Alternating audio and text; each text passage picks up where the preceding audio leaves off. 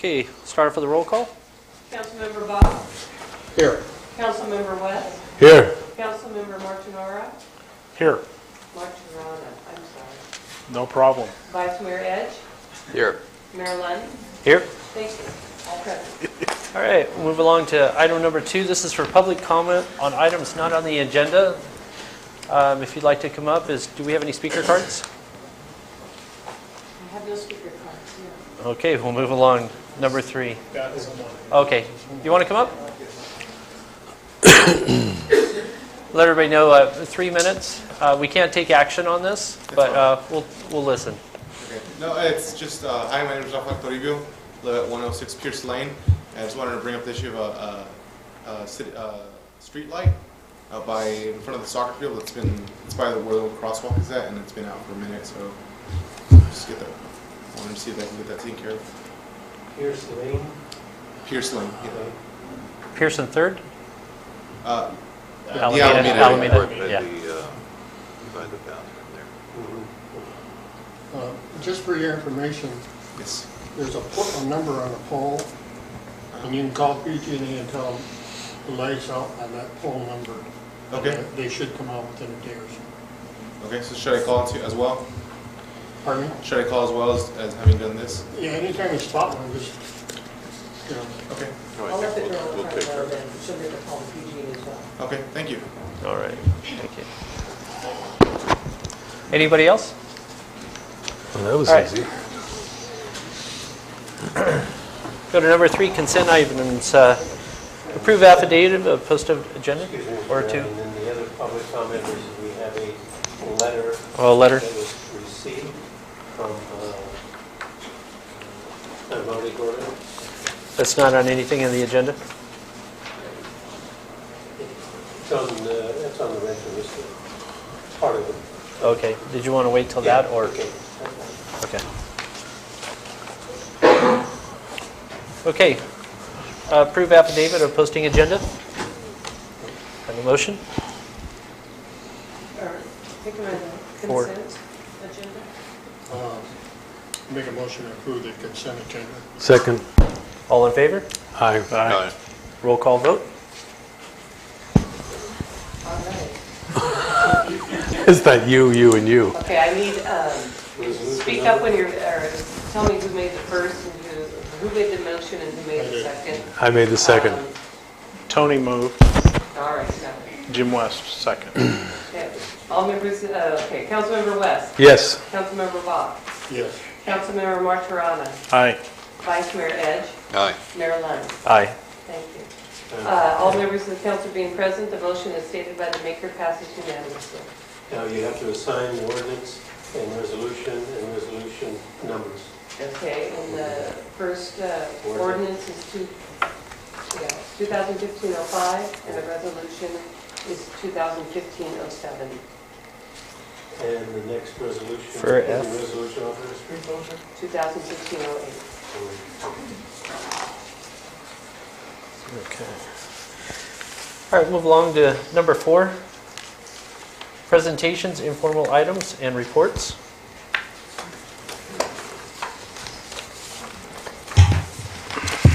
Start off with our monthly financial. Chuck's Good here. evening, council members. Chuck Geiger, I'm city elected treasurer. Just to give you a couple, in your packet you got the treasurer's report. You can read through it. For the public, I'll just read a couple of the paragraphs on information. The financial highlights. The general fund year-to-date change in fund balance was a negative $322,000 as compared to a negative change in fund balance of $42,000 this time last year. The change is primarily due to the result of timing on sales tax and property revenues, offset by increased contract costs for fire and planning services in the current year. Another note on the financial highlights is the enterprise fund, which is our water sewer. Year-to-date results are a loss of $58,000 as compared to the prior year profit of $27,000. The difference is due primarily to the lower water revenue and the higher repair and maintenance of capital cost for the current year. Once again, our overall cash flow is positive and our reserve is sitting at 2.5 million. A couple comments here. Once again, the reason the enterprise fund is down is because people are conserving water. We've asked them to, so our revenue is down. So that's one of the main reasons you see that the enterprise fund is dropped, because people are conserving, which we asked them to do. And Chuck, if you just, the 58,000 less in revenues in the enterprise is spread out over the last 6 months. And it comes up to about 9K a month. And that's that effort to reduce and conserve water, which is anticipated that. And we've been restricting and holding off a few water projects, anticipating a little less reserve. Just a couple other comments. I was noting, once again, we're halfway through the fiscal year, and as usual, the state has not sent us our property taxes as we would like to see them earlier. So that's going to be a significant number. So if you just happen to look at the page on the profit and loss previous year comparison sheet, it just, the property tax is way down because we haven't received it. And that's going to be coming in, I think, the end of this month or the 1st of March. Is that right, Roger? Yeah. So that's a big piece of it. Let's see, maintenance, repair. We've also had some capital expenditures that have been increased in our budget cost, things that have to be repaired. And Roger, do you want to comment on what the capital repairs were? Well, we've had a couple of motors go out, both in the enterprise account and the sewer treatment plant. And we've had a couple in the maintenance department where some of the equipment has failed and we had to replace that. Yeah. Okay. We're down to 58,000. It's all right. Just a reminder to the council that our debt payment that we make twice a year on our big loan, that we paid it in September. So technically, we haven't recovered what we would for 6 months so we have like 2 months where we're still going to have money coming in. So it hasn't been posted. Does that make sense? We paid for 6. We're only showing 4 right now on the books. Mm-hmm. So we have 2 more months coming in. So that negative number will move up. I mean, it won't be that negative. Then it's got to go out again. And then it'll go Yeah, back it's out got to go out again. Which, the truth is, I've been working with Roger, and we're working on renegotiating our loan. You all heard about it, and it looks real positive. I think it's going to save us a lot of money. And I think that's coming up, Roger, what, 2 years from now? What, 2 years out? No, well, we'll be back in front next month with a proposal for the refinancing. Yeah, Mm-hmm. and that's a significant savings that we're looking to bring to the city. Okay. Want to go ahead and move over to the warrants. There is one correction on there if you have the warrant sheet. If you look down on January 21st on the payment to CalPERS, it's actually listed on the first page and the second page, which is the last pages. What happened was there was a check that was written and it was wrong, so they wrote another check. So you're going to see 2 checks to CalPERS, and this first one won't be posted. It's the second one. It's just in the ledger. You just have to put it in here. Okay, so if you have that question on why is there 2 checks there. On the warrants, just on the first one, the $35,000, the city of Hollister, that's kind of a wash. That's money that comes in, that comes to us from Hollister, we send it back, and we have an administrative fee that we make off of doing that project that came to us. Roger, was that was something with the youth, wasn't it, or something? No, this one here is the fire contract. Oh, that's the yeah. fire contract. Okay, the first one, okay. We're talking, I got another one confused. Okay, so that is the fire contract with Hollister. We do that one quarterly, right? Quarterly, yes. Mhm. Quarterly. Did anybody have questions on the warrants? Anybody one jump out at you that you'd like Chris? Tony? Chuck, I have one, I guess it'd be a request to The various, let's call it enterprise funds, like, okay, from building permits, we get so much money for parks and various other things that come out of permit. Right. But, I mean, I either can't find it in here or it's not in here. And I was just wondering if you could just make us a little simple sheet that says Parks and Rec has $4 in it, whatever, traffic safety has so much, so that we could look at that and say, oh, we have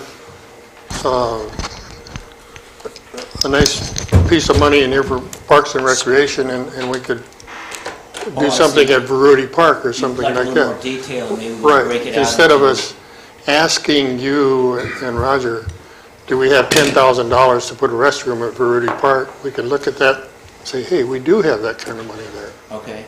But like I say, and I talked to Chris about it, we can't find it in here. I'm sure it's in here, but we can't find it. Okay, so I'll just make a note that, Yeah, and you're right, each building permit that issues has it disperses about $30,000 of impact fees, building permit fees, and they go into the various accounts, and Wendy keeps those, and by law, we have to keep each account separate. We can commingle the money, but each account has it separate, and the state law says is that you have to encumber it or expend it within 5 years. Otherwise, if you don't, then you'll have to pay it back to the people that created the dollar and then as part of the thing. So it's very rigid as to there, and we have those, and Is Chuck that- can get together with Wendy, and then we can profile that so that you have an idea of what's in those accounts. is it, See, what made me- or something like that? Pardon me? A spreadsheet of what's Just going a in the simple parks sheet and what's with a going heading on it and how much money's in the parking fund, how much is Okay. in the parks, or, because what Roger just mentioned and brought it to mind was, 15 years ago, somebody paid several $1,000s towards parking because they couldn't provide it. But the city didn't spend the money, so they had to give it back to them, or they were supposed to give it back to them. And, you know, so if we knew that there's X number of dollars in parking, maybe we can spend it over here or something, you know. Okay, yeah, I'll meet with Wendy and Roger, and we'll You get could- that Thank you. for you. We could probably do that as part of the budget process. That's coming up pretty quickly. Well, it is, I know it's actually encumbered. There Yeah. are certain things that you can't touch. Yeah. But if we spend any of it and we haven't used it properly, we can be fined for it, if we're not using it properly. Okay. Any other questions? Yeah. Chuck, I know there's a reason for this, but I don't know what it is. Going back to the first page, you talk about the semi-annual debt payment of $440 Right. for the COP, and then you talk about restricted cash for COP debt service of $791. Why do we have so much money there and we haven't even collected 2 more months when the payment's only $440? The semi-annual debt payment is $440, COC. The debt service, Roger, is that? Well, we classify it as, it's restricted cash, of 770, and we're just saying is that that's money that is restricted, whether we're encumbering it or received it yet, it's restricted out of this reserve of $2.5 million. Well, I guess my question is, why do we restrict 791 when our next payment is only 440? Probably a Because the requirement. total payment is 791.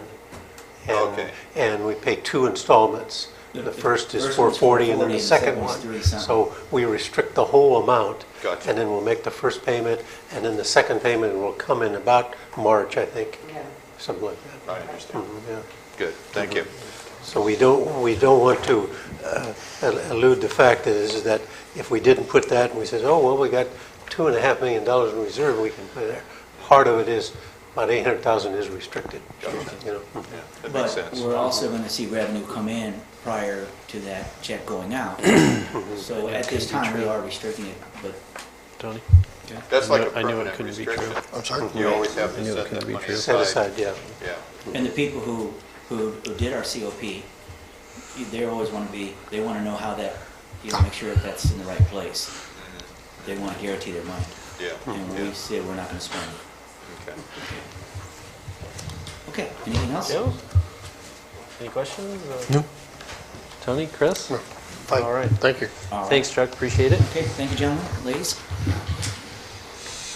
Anybody from the Sheriff's Department can give us a sheriff's report? Maybe we'll put that on later in case they return. I don't see Chief O'Connor or anybody for fire. And I have Chief Fox, if he'd like to come up. Good evening. Yeah, just a couple of things I wanted to bring up. EMCC meeting, they announced that Natividad has received their trauma center certification. And so the county protocols are being changed so that generally anyone that's 15 years old or older is going to go to Natividad now instead up to San Jose. So that's a small change. The other thing is that the CERT program, OES started the CERT program, and 20 members are from the Canyon. And so the west side is being well represented. The next group we're hoping to get is in San Juan. So I'm going to push for that. Okay? It's not quite all 20. Hmm? It's more like about 10 from the canyon and about 3 from the city. I'm in the program. You're in the, okay. But we've got it covered. Yeah, so it's well covered. But we're going to try and push bigger for the city this time, next time around. And we're going to rearrange it, maybe a 2-day class instead of the way it is set up now. Are we Good advertising? program. Are we advertising for that, or Not yet. how are we getting the word out? Okay. I'll let you know when we get Can you kind of touch on the CERT program? Are they calling it citizen or civilian or Community emergency response? It's kind of organizing the communities to take care of themselves, do initial searches, help people out, initially relieve some of the stress on fire and police, and just oversee things. That's about it. You're an educated volunteer when you get out of the program. So you're able to assist the professionals with certain tasks that, a regular volunteer couldn't do without training. And do we have anything on the website that shows It's for the CERT or through, something we can? It's through the county. County OES. Office of Emergency Yeah, Services. OES, They're- yeah. They're full, they're in the middle of this course of training, and they have not scheduled a follow-on training yet. Not So yet. it's a little premature, I think. And how They long? started this once before and couldn't Yeah, I complete the program. And so now this is started again, and they expect to complete this one, and then Yeah. they'll move on and do some more. And are we getting funding for that? The OES is. They're getting don't think a little money here and there, but generally no. Okay. Good. Okay. Anything else? Anything, Tony? Great from that. All right, thank you. Library report. Raj? Pretty much what Dee Dee has submitted. It's a summary of her activities.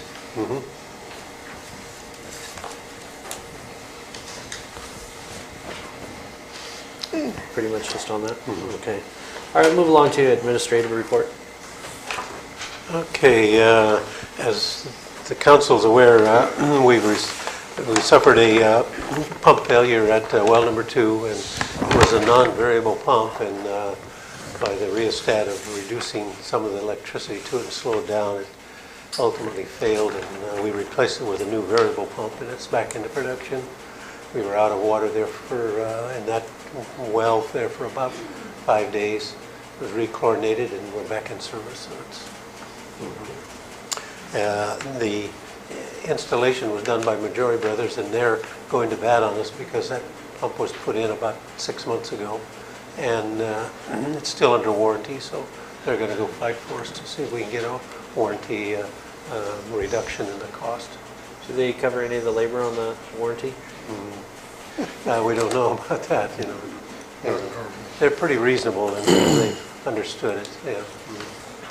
And Matt, he's working on the code enforcement and doing a good job. And the key to it is tomorrow night we got our general plan meeting at the VFW, and Matt kind of coordinated it, and he kind of fill you in on it. Mhm.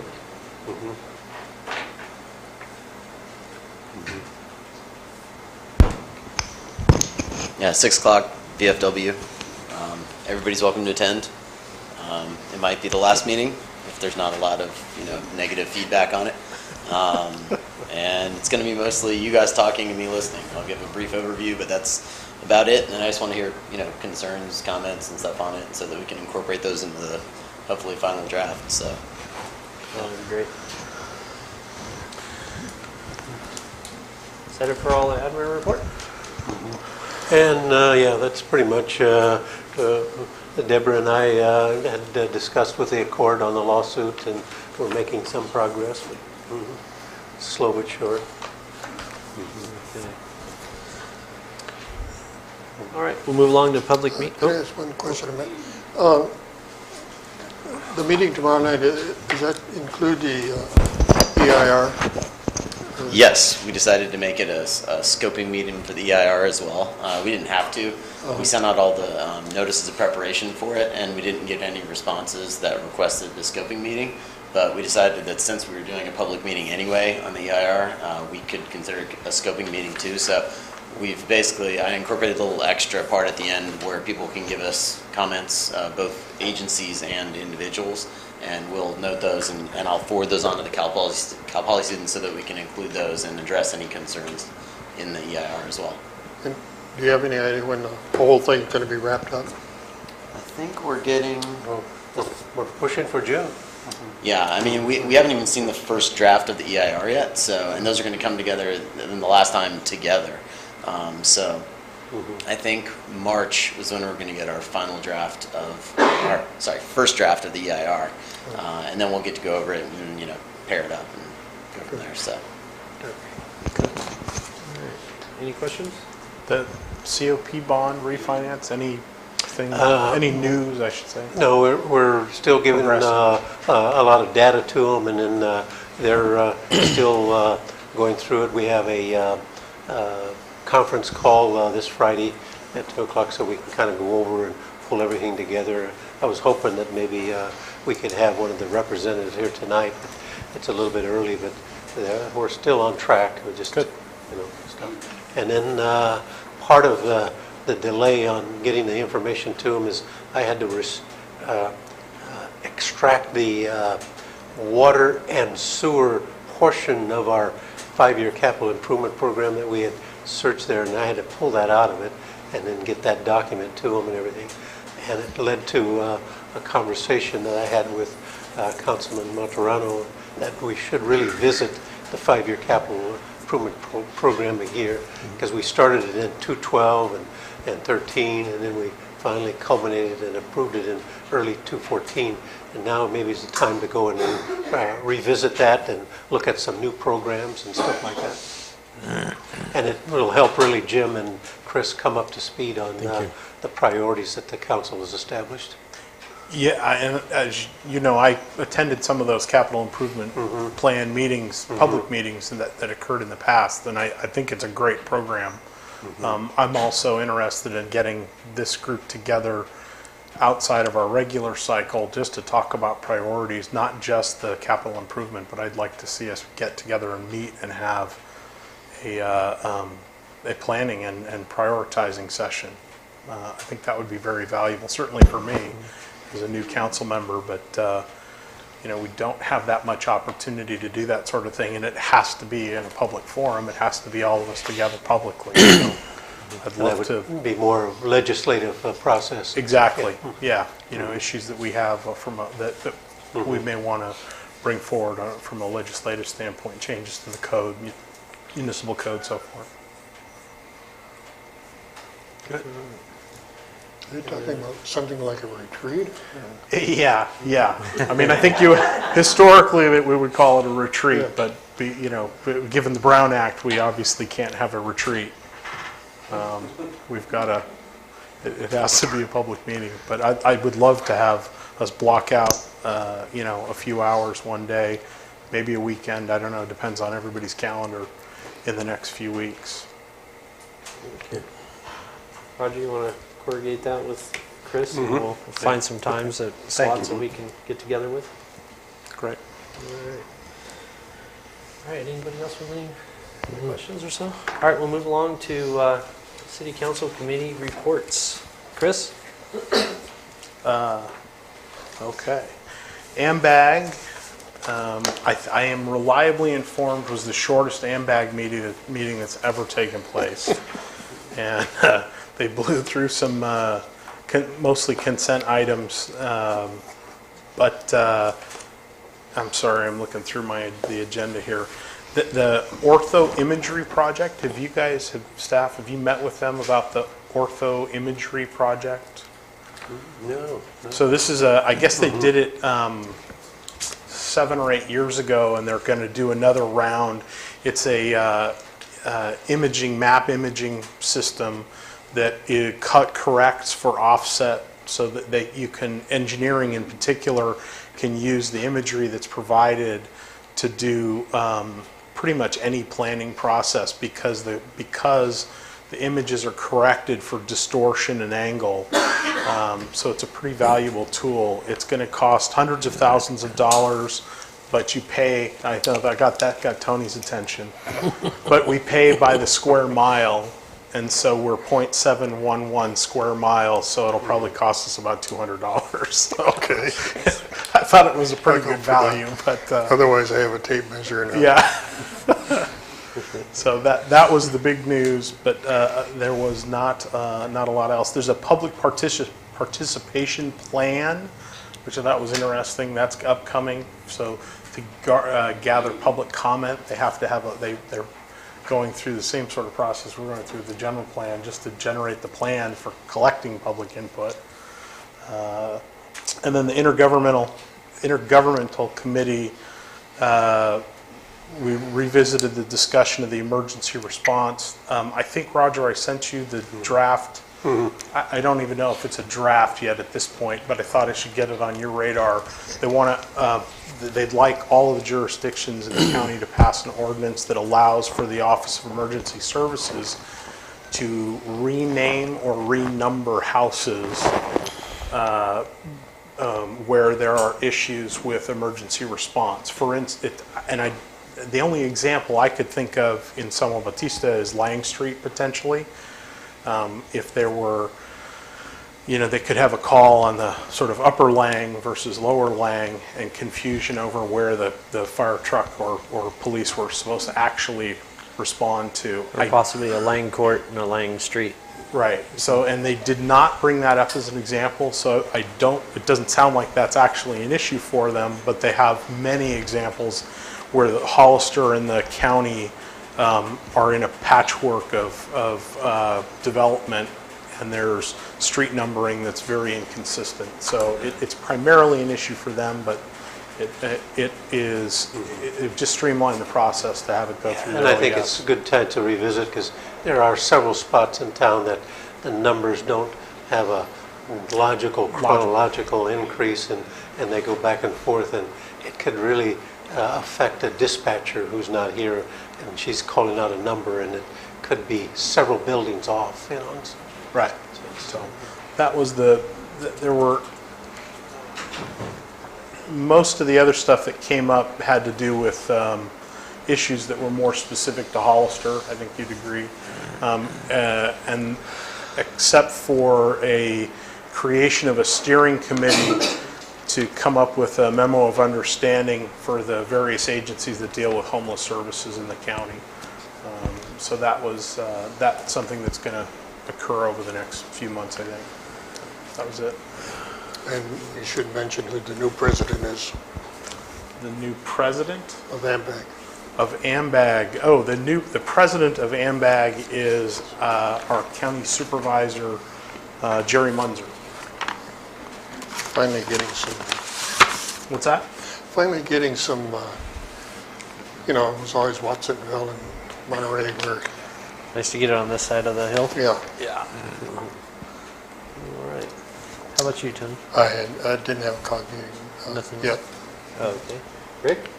Nothing that dealt with San Juan. Okay. Jim? Yeah, I was trying desperately to look up the date that the San Bernardino County Healthcare District is going to go to districts instead of all at large.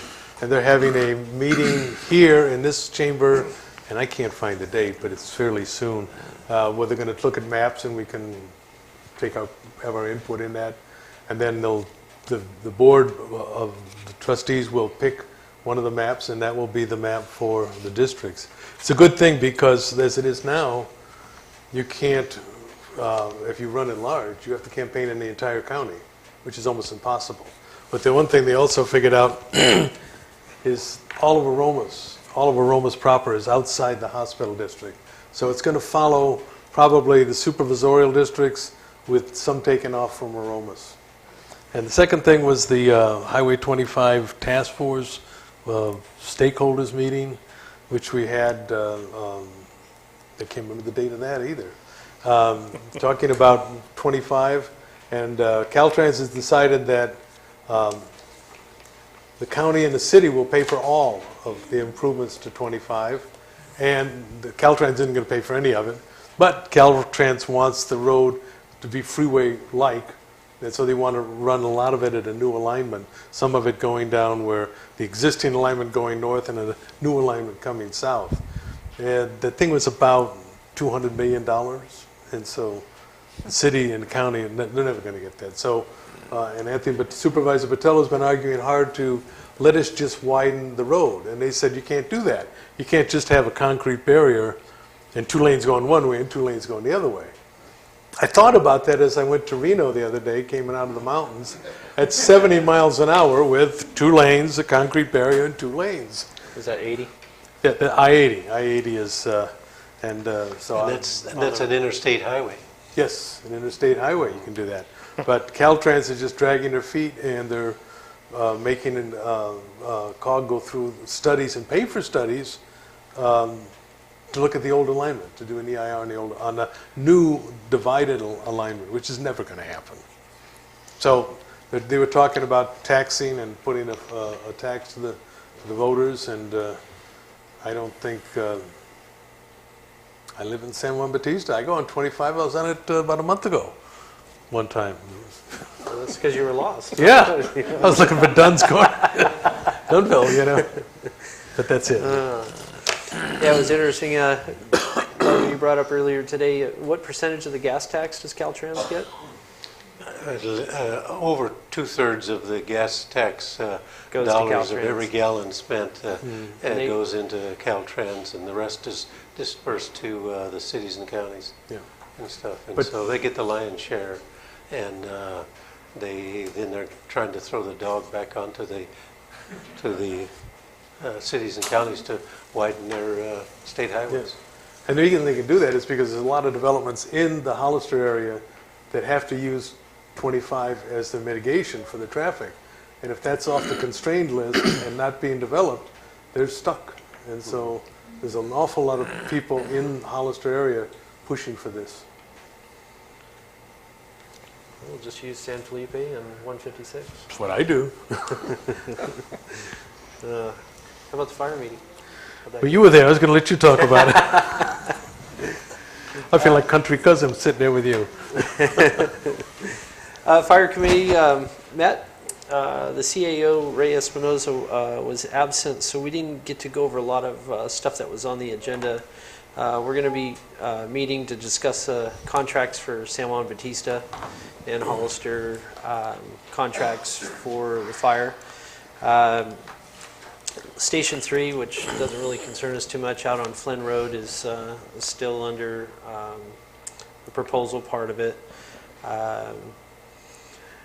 We also talked about getting a board together for when the new chief of Hollister gets together, that we're going to probably pick a couple members from San Juan, a couple from the county, and a couple from Hollister City to be kind of on the board and be a part of the hiring of the new fire chief.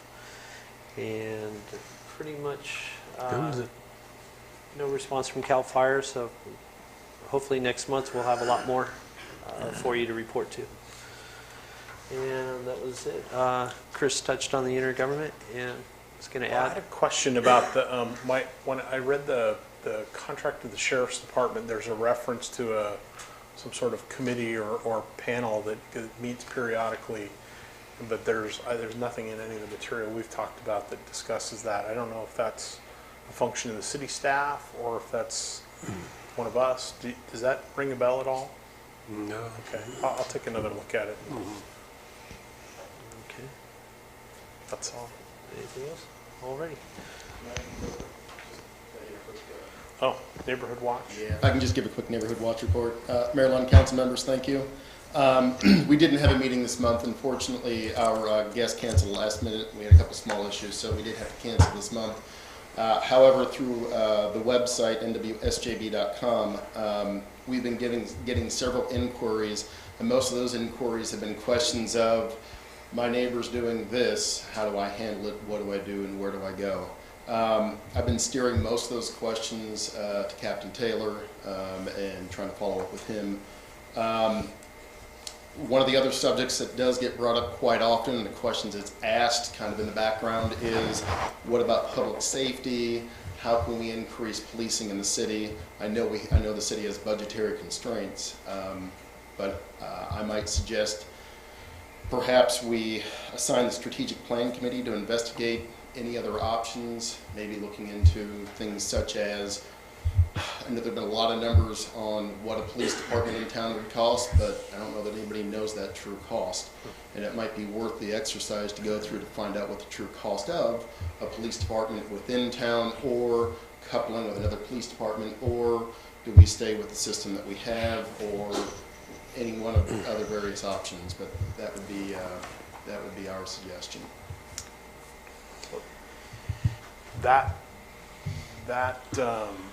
The first alarm people have come a couple of times, but I don't know if anything's been moving forward with that process at all. Yeah, we haven't moved forward with it. We had 3 options, and I just have been occupied with a lot of other stuff, and we want to get together with them and solidify a cost, and then we can come back and then make another proposal. Well, what about the strategic plan committee? I mean, I know they've got people obviously they have people interested in that issue. Is there value in getting them to do some legwork, or is that? Oh yeah, that would be part of the overall approach. Yeah. Okay. Yeah. The key to it is the eyes and ears of the community, and that's where you want those feet on the ground and the eyes in the evening to report things. We don't want them. Well, I meant in terms of evaluation or collecting data for us making decisions. Is there value in using that committee structure to go do any of that research or make other inquiries?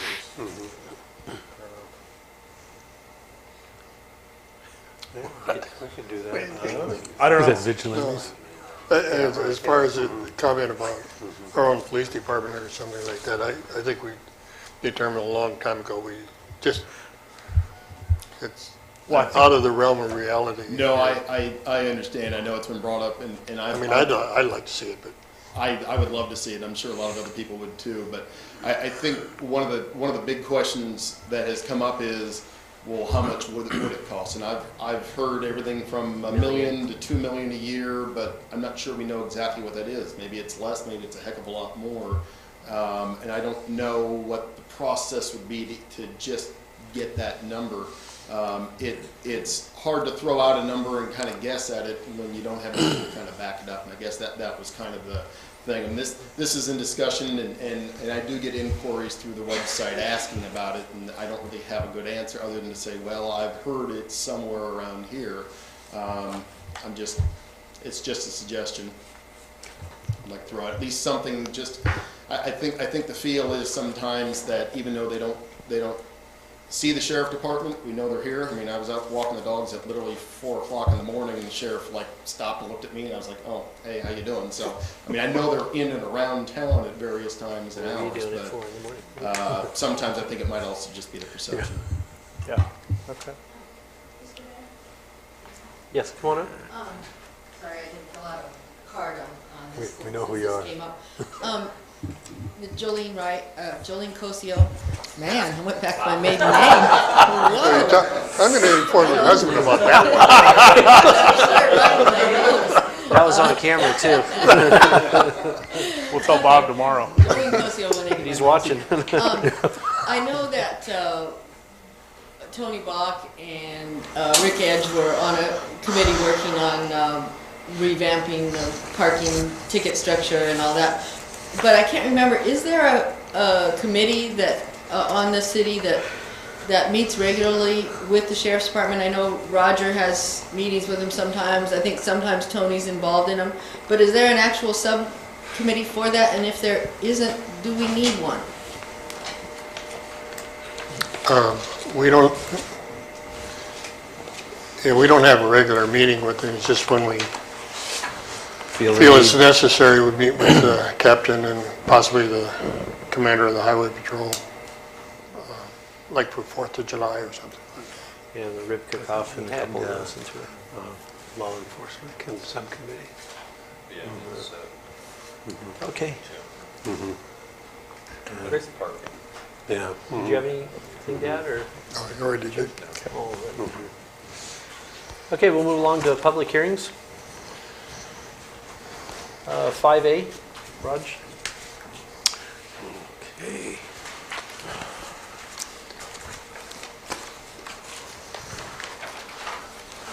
So sorry, that was withdrawn. Tonight we have the public hearing, and this is for the approval of the, consider the appeal of the vested tentative map. And we have a letter here from Robert Fulton, and he has withdrawn the appeal and for consideration effective this evening. Okay, great. Okay.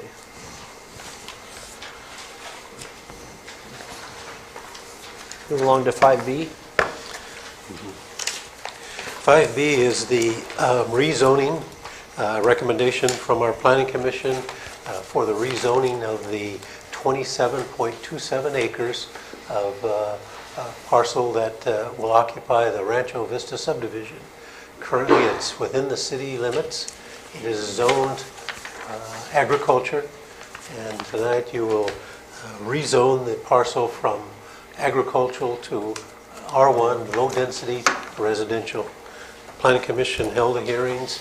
They approved it. A copy of their staff resolution is attached to it. And then we have the accompanied map that shows the 27.27 acres. It's originally was split off from the Christopher Ranch as 28.35 acres. However, 1.08 acres, a little triangular piece at the north end of the town, is still in the county, and that's later on the agenda will be pre-zoned as R1 low-density residential. Okay, great. For annexation. For annexation. For annexation.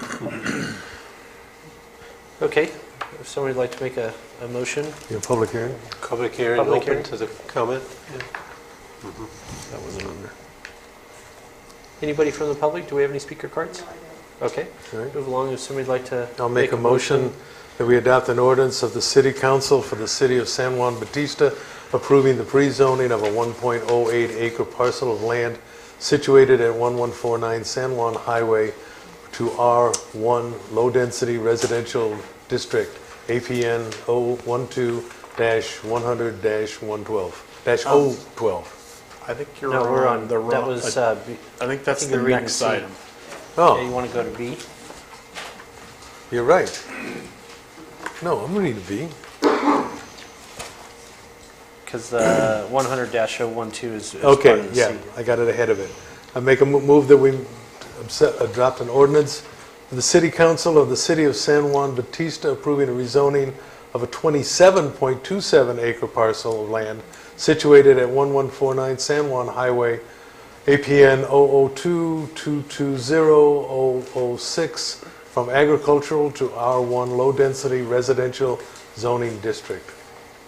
I'll second.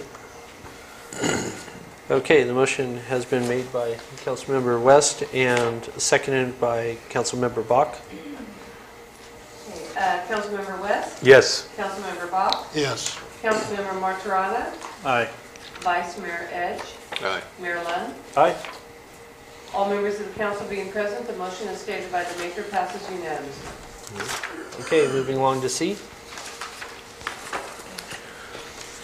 Consider adopting an ordinance. The next one is the pre-zoning of the triangular piece at the north end of the city, which would complete the 28.35 acre parcel. Okay. Anybody like to make a motion for I'll make C? a motion, because I already did make a motion on that. Yeah, Public hearing. Open it for the hearing? public, yeah. After public hearing? No speaker cards? No speaker cards. Do we have any speaker cards for any of the, No, I have It's no up to G. speaker cards at this point. okay, Here we hold go. on a second. We got a last minute entry. Not for this one. Okay. These are both for item D. For item D. D? Okay. Okay, so if somebody'd like to make a motion for C? I'll make the motion that we adopt an ordinance of the Council of the City of San Juan Bautista approving the pre-zoning of a 1.08 acre parcel of land situated at 1149 San Juan Highway to R1 Low Density Residential District, APN 012-100-012. I'll second it. Okay, the motion has been made by Councilmember West and made by Councilmember Bach as a second. Can we have a roll call vote, please? Councilmember West, Yes. Councilmember Bach, Yes. Councilmember Martirana, Aye. Vice Mayor Edge, Aye. Mayor Lund. Aye. All members of the council being present, the motion is stated by the maker passes unanimously. Okay, move along to D. Consider adopting ordinance 2015. Rod? Mr. Mayor and members of the council, this ordinance is the acceptance of the development agreement for the Rancho Vista subdivision. The development agreement fixes the rules and regulations that this subdivision will be under for the duration of its approval through the 7 different phases of the subdivision. It will control the sequence, the fees that is required, and the contributions that it will make during the life of the structure. Okay. I'd like to open up for public comment. We have 2 speaker cards on D. Yes, Jolene Cosio? Jolene Cosio, 181 Lane Street. At the Planning Commission meeting, I'm not sure whether or not we were a little off track discussing a lot of this, but the phasing was discussed quite a bit. Now, when I first heard about this development, I've been supportive of it from the beginning. I think the developer is doing an excellent job of working with the city, trying to give us what we want for this development. But when I heard that everything was going to be phased in, I assumed they meant only the building of the houses, not the infrastructure. It turns out now that the infrastructure is going to be phased in. And I can see how that's a really good idea for the developer. He doesn't have to spend so much money all at once. I cannot see how that's a good idea for the city. I don't know if it's possible at this point. I don't know how it's going to work out, but I do not like the idea of the project going in without the infrastructure, or the project being started, you know, in phase whatever over on the other, way far away, not even near the current housing in the city, but on the other, the furthest corner of the project almost. I think it's a problem for the city to start like that rather than have the infrastructure put in first. And I realize it's a huge expense. I realize the problems for the developer of doing that. But he needs to realize that this city needs to be a contiguous, like we've talked about. We need to have it so that people can walk into the city and all that. We do not want to have a development that starts out here and then something happens and they don't ever finish the rest of the project. Okay, thank you. We have another speaker card? It's Caraval. Thank you, members of the council. Carvonk, 609 3rd Street. I'm also here to comment on the phasing. I had an opportunity to join the planning commissioners for a site visit, which was very helpful. And I'm sorry no city council members were there. But in any event, I'd like to know if you got my written comments, because I did ask that they be made. Yeah. So I guess I'm going to be repeating a little bit of what I said. First of all, the general plan says that development should be contiguous to the city, and under the phasing that's proposed, and I did miss the planning commission meeting, so I don't know if anything changed. However, the first phase is not contiguous, it's further out. You know, it's beyond the driveway. I don't know how to describe it otherwise. The most difficult part to develop is the part that's contiguous, which is the extension of 3rd Street and building a bridge across that creek there. And apparently the Department of Fish and Wildlife has a lot of requirements for that. And that whole 3rd Street entrance, again, our general plan also requires that streets continue through. So if they're going to develop a portion that's beyond 3rd Street, there's going to be a gap there. And I know that there's bonding and things of that nature, but really the most difficult part should be developed first, because we might end up holding the bag. What if the bond doesn't cover the expense of doing that portion that's contiguous to the city? We all know that 3rd Street is a big issue for the city. So I encourage you to take a look at the phasing and require that phase number 1 be that part that's adjacent to our other development, Creek Ridge and 3rd Street.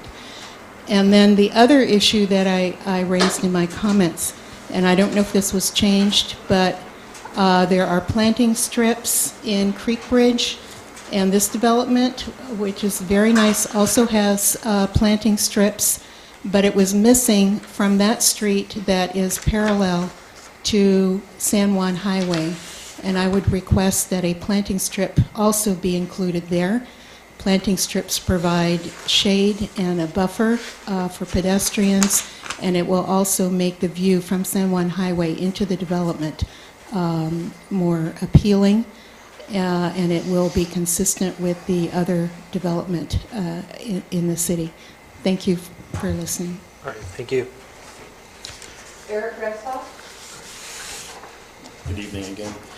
And I don't know if this is within the development agreement or not, but certainly needs to be addressed, and I've mentioned this at all the planning meetings too. 3rd Street is an absolute disaster there between Donner and North. This development, I mean, phase 1, phase 2 might not be an issue, but by the time all the phases get in, 3rd Street needs to be updated in some way, shape, or form. Currently, right now, there's only parking on one side of the street, not on the other side of the street, and at that, 2 vehicles can barely get past each other. I've heard several options on how to make that street wider or make it better. Everything from, I heard a great one the other day, I believe, was buy up all the houses on one side of the street, widen it, and build new ones. But that one might be a little out there. But definitely 3rd Street needs to be developed more. This is going to be the main thoroughfare. Now that everybody, the developer has taken out the gang mailboxes and everybody's going to be coming to the post office in town, they're all going to be coming down 3rd Street. And I can tell you firsthand, because I live right there, it's a disaster. It's a disaster just to pull in your driveway. It's a disaster to back into your driveway. 2 vehicles right now cannot get through that area. And I don't know if it's within this development agreement or not. I'm not sure that I'm not sure if the cost lies specifically on this developer or not. I know when the D'Ambrosio project was brought up, this was also brought up at that point. But if we're looking at a little over 300 persons population increase with those 2 projects coming down 3rd Street, it's just not going to work out. So I just want to make sure that if it's not in this development agreement and it's another portion, I'll make sure and speak on it too.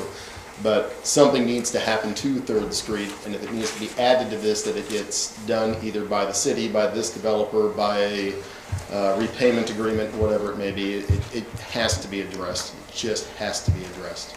Thank you. Ken Howell?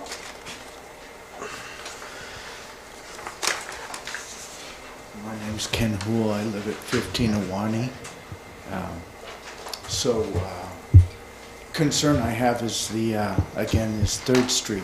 It's a lot of traffic for a real, very narrow road there. And the next thing is, I was at the last Planning Commission meeting, and they, at that time, I heard that this new project was gonna put our sanitation system at a 90% of its capacity, and that left me with a little bit of concern.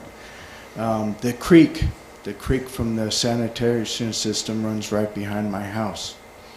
The pump station for the neighborhood and I guess I heard Earthbound is right in front of my house. And both things are going to have to be expanded. And I'm just concerned that if we put these two systems near or at their capacity, that it's going to turn my home into a sewage pond. So I really want to make sure that these issues are addressed. Thank you. Oh, definitely. All right, thank you. Any other speaker cards? No, I was wondering if it's time to... Do you want to read the one letter we have from that? Okay, you want to read it? Yeah. So, to the San Juan City Council, dear council members, I apologize for having to write to you instead of speaking in person. I appreciate all the work you, the Planning Commission, and Roger Grimsley and other staff have put into carefully considering the proposed housing project at Christopher Ranch. Many people have brought up concerns, so I will just focus on a few issues that I still do not understand after the many other meetings I have attended about this. Number 1, speeding issues through Awani Street and Donner Street. This is brought up repeatedly, but I have not yet heard a specific plan to address this. More homes will just make it worse. Installing speed humps on both streets within the next 2 months would be a relatively easy way to address this, as well as a way to show that you do really have the interests of the neighborhood in mind. 2, the intersection of Donner and 3rd would be well served with a traffic circle. I also hope that the several large heritage eucalyptus trees there will be preserved. Number 3, I understand from the last Planning Commission meeting that Mr. Grimsley stated the amount of added sewage from the new development into the pumping station on Awani Street is quite small compared to the amount already going through that station. I understand the plan includes replacing that pump with a much more powerful one. If the amount of added sewage is minuscule compared to its present functioning, why does it need to be replaced with a far more powerful pump? Please explain this, and also why you feel a larger pump would not add more noise. Number 4, it was stated by the city at the last Planning Commission meeting that with the proposed homes built, our sewer system would be at 90% capacity. I respectfully ask you if it is wise to push such a vital system to 90% capacity. This figure is based on estimations as the houses are not yet in place. I'm sure there is confidence in the numbers, but only an 11% error or fluctuation will max out the sewage system. I am guessing when then untreated sewage would be released. There's a pretty bad smell already. Doesn't that being incompletely treated sewage bring very high fines from the state? Hollister went through the same years ago, and I do not understand how our little city could handle these state fines. Please explain your plan for paying such fines, or explain what I am missing here that makes a 10% margin an acceptable risk for the city and its taxpayers who get to pay. Number 5, the issues of sufficient groundwater and sufficient sewage capacity are vital and have long-standing financial implications to the residents of the city. It seems like in almost any major public project anywhere in the news where many engineers have done their best to consider all contingencies, things still go wrong, and estimations can be significantly wrong. I believe professionals do the best they can, and these unexpected outcomes stem from the fact that we live in a world that's not perfectly predictable. The evaluation process here has not been clear to me. I want to be sure we have all taken the precautions needed to avoid catastrophically expensive unintended consequences in the future. Has the effect of this development on our water and sewage system been carefully examined by multiple engineers who are independent and unassociated with the city or the project, therefore minimizing inherent blind spots? Would you please explain the process you went through and who went through it to ensure there is adequate water and sewage for the project? Thank you to the City Council, City Planning Commission, and City staff for your attention and for your service to our community. Marta Gorlick, 12 Awani Street, San Juan Bautista. 12, 13, 14. Okay. Raj, can you comment on the concerns that have been brought up to us tonight? Well, let's see here. Let me get back to right there.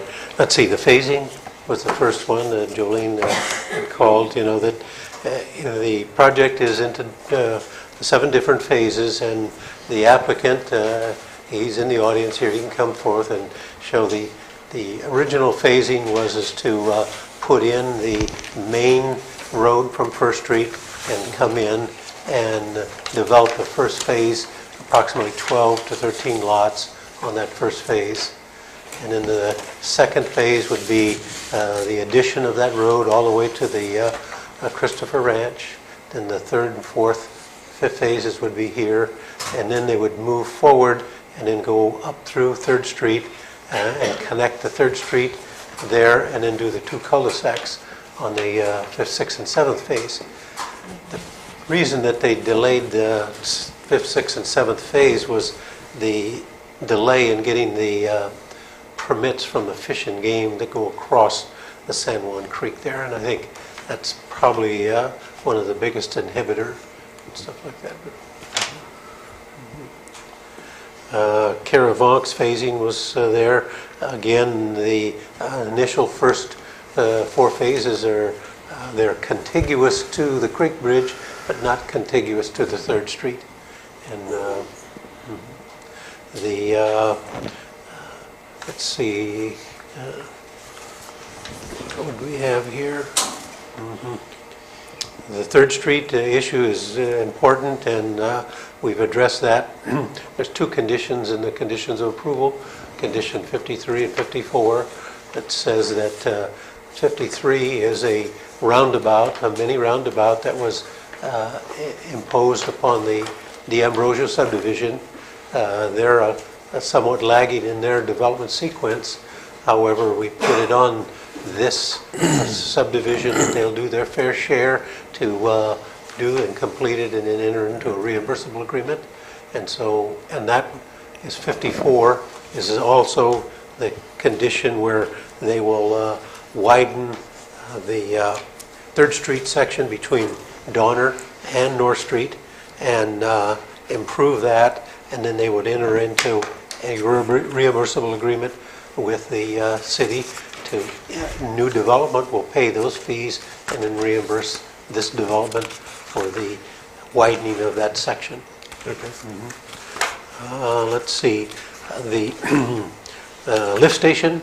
The lift station pumps that we're finding is that we get more and more influence that they have to be a stronger horsepower. Instead of a 5 horsepower, they have to go to a 7.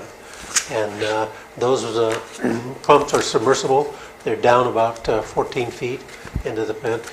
As much as going from a 5 to a 7.5 or even a 10 horsepower, the amount of noise is going to be minuscule. They don't make any more noise than a 5 horsepower. That lift station also has a independent emergency generator when power goes out, so it can run 24 hours a day without any power from PG&E, stuff like that. the 90% capacity of the sewer treatment plant. That was based on our average daily flows that go through the plant. The plant is designed for 224,000 gallons per day.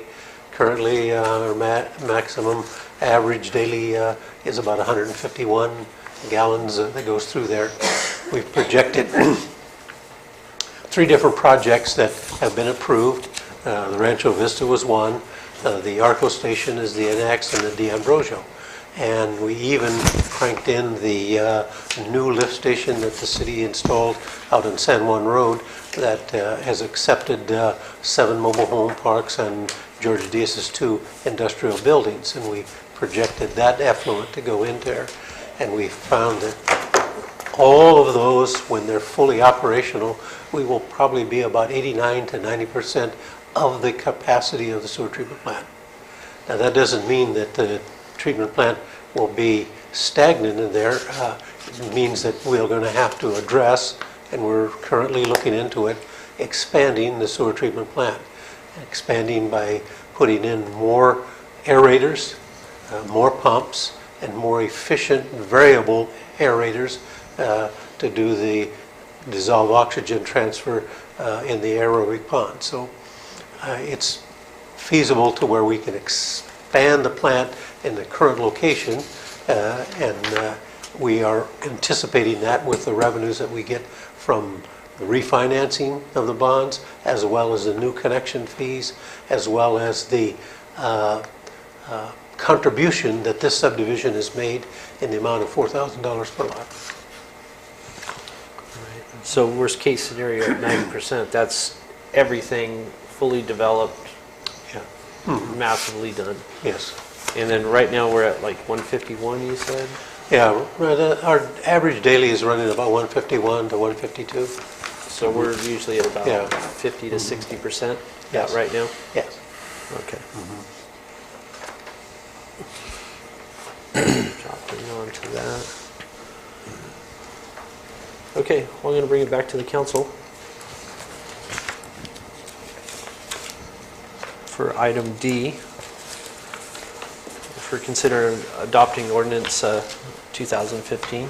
Yeah, I've got a comment, and this may be more about my being naive or not very bright and understanding all of the numbers involved in this. But I served on the San Bernardino County Parks and Rec Commission for 8 years, and when we went through this, in the county level, for a park impact fee for a 2,400 square foot house is something like, I forget, I wrote it down, $4,500. And we're getting less than $800. And that got me started looking at a lot of different issues. And I like the project. I think the project's good. I'm not sure if there's enough impact fees to cover the true cost of it. And I don't know that, because that's not my business. But I would really like another month to kind of go over this. I'd like to have a diagram and say, what would these 86 homes, what would the impact fee if it was in the county, if it was in the city of Hollister, if it's in the city of San Juan Bautista, and compare those to make sure that we're not, and I'm not faulting the developer in this, but I know Hollister, I know the county of San Benito, and I think this city has made some mistakes in the past of approving things and not understanding the full cost. And that's what scares me. I like the project. I voted for all of the thing, but I would not vote for this tonight. I would like at least 30 days so that Roger can speak very slowly to me. I'm from the Midwest. I need this slowly so that I understand that we're not, I mean, let me put it another way. That Christopher Ranch is the most beautiful piece of property in this county that you could develop. Hell, you come down 101, you get off at 129, you're a mile and a half from your house. You can't go down 25. You couldn't even get an EIR approved for going down 25 in the Hollister right now. You don't want to go down Fairview. I think it's just a beautiful thing. And I think that the project would enhance that. So I think it's a good project. In all honesty, you're a lot smarter than I am. A whole lot smarter than me. I don't even know what questions really to ask. But I would like to, in my mind, feel that we are getting, and I don't want to say extortion, but the maximum return to this city for sewer, future sewer work, for roads. I don't mind the phasing, and I don't mind it putting off working with Fish and Wildlife for as long as possible, because they take forever, and I don't want to slow the project down. I've dealt with those people. I also think that I just like more time with you speaking very slowly to me so I can understand. And I can research that. I do know from experience in Hollister, we had park and development fees there, and every fee you analyze, that if a subdivision comes in and they do not provide parks, it's X amount of dollars, per lot. And if you provide it, and that's excluding tot lots, then there is a reduction in the fees because you are meeting the park and the park services that you have for that community. And the 782 is assuming that they're going to provide the parks and recreation inside their subdivision. If they did not, then the fee would be $22.50.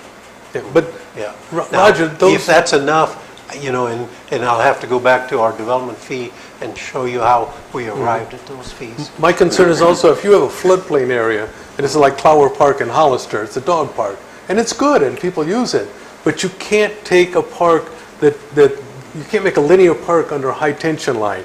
You can't put something in there like a tot lot or landscaping that enhances your project and call that a park for the city. We did that all, and I have fought this battle from a Parks and Rec Commission's point of view for 8 years, and we finally got all of that resolved. And that's what leaves me a little concerned. So Roger, you said the minimum lot size for the park would have been how much acreage? No, the normal thing is 3 acres per 100. Per 100 units? Yes, per 100 units. So, and they're doing 3.1, was it? Yeah, right, 3.1. All right. And these pictures that we have here on this map is what's going to be incorporated. Would he like to come up? Yeah, I could tell Bob to come up and if you want to talk to it, yeah. Good evening, Mr. Mayor, council members, staff, Bob Fulton, Rancho Vista Project.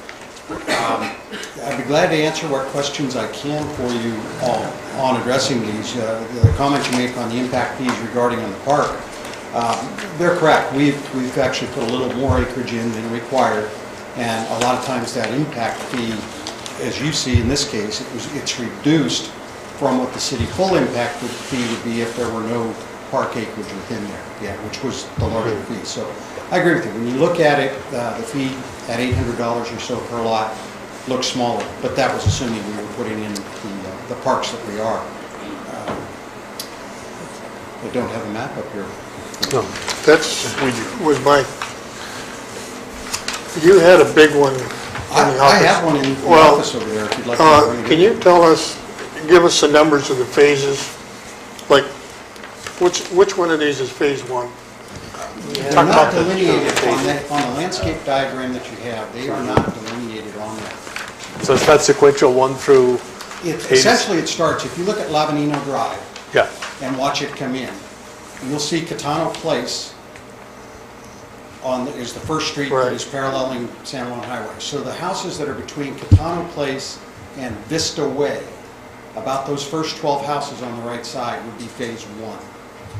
That's the first portion that gets developed as you come in across the bridge. Yeah, I'm doing this off the top of my head. and I'm not worried so much about the phasing because you will bond for it and you will build it. These are profitable homes, or they will be built. Yeah, and we have to bond for, remember, we have to bond for the improvements for the whole project. And if the concern is, hey, thank you, Matt. Are we going to get, he's going to get tired. I don't know, he's got some guns. You're doing really good, man. Is the bridge, the connectivity over to 3rd Street. And keep in mind that we're bonding for all of the infrastructure that we're in there. And you go to an apocalyptic scenario where we stop, you've got more than enough to complete that bridge area. And we are trying to go forward as soon as we can on getting the approval through California Department of Fish and Game for the stream bed alteration agreement required for that bridge. We're trying to get this done as soon as possible. I have dealt with Fish and Wildlife, and I have gotten stream alteration permits and that, and I understand that. I don't blame you for putting that back. I'm just worried. I feel like I got turnips or hay seeds falling off me. I don't understand development. I want to make sure that this project pays for all of its costs, not just the ones you see, but all of its costs, because I think it's good for the city. I voted for it, but I'm not satisfied that we're getting enough money back for the project. Well, one of the things we have done is the additional contribution to the city on top of what the fees are, because the city is in need of funds, and we agree with that. Yeah, and funds are needed. I've had this, I'm sorry. No, I want to answer your question about the fees. We went through all the impact fees 2 years ago, Roger.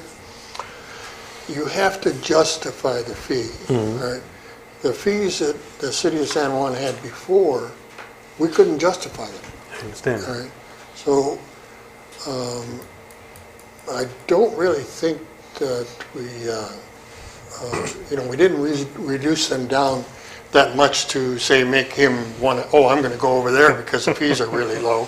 But we had to justify everything.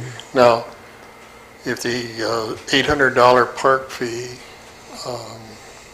is justified by the fact that, okay, they're going to put 3 acres of park in, plus the $800 per lot, then,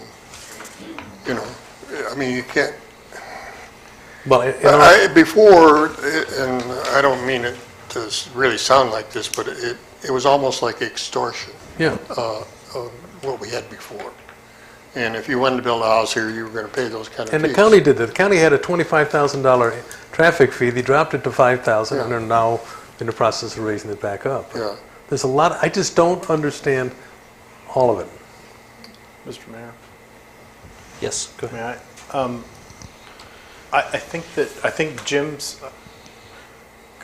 Jim has some legitimate concerns. The speakers that have come up and spoken to tonight have brought up some excellent points, and my concern is that we got this whole packet of information on Thursday, or I got mine on Thursday.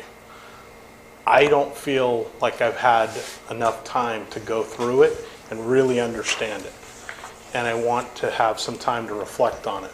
I agree with Jim that we should continue this item because I have a lot of questions, and like I just said, I think there's some very specific comments that have been made that bear looking at, and I'm not comfortable with the development agreement as it stands tonight. I don't think it's bad, and I don't see anything. There's not a major glaring problem with it, but I want to be very, very comfortable with it before I vote on it. Now we are on a first reading and an introduction. True? So it's not going to get a number tonight. Yes, it will be passed till, providing you guys vote to pass it 15 days after, or no, 30 days. It will go into effect 30 days after the second reading. So it'll be this reading, it'll be a reading at our next meeting, and it'll be after that. 15 days after that. 30 days. 30 days. So you're looking at a total of 60 days. Yeah, that's fine. If we have the first reading and vote for it and then make a variety of changes, does it then go for a first reading again? Okay.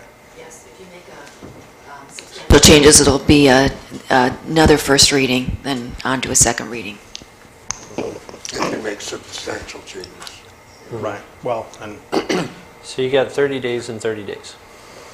You have 30 days for changes and then 30 days for the approval. for it to take effect. Yeah. For it to take effect. That's not the same. I mean, once it's done, it's done.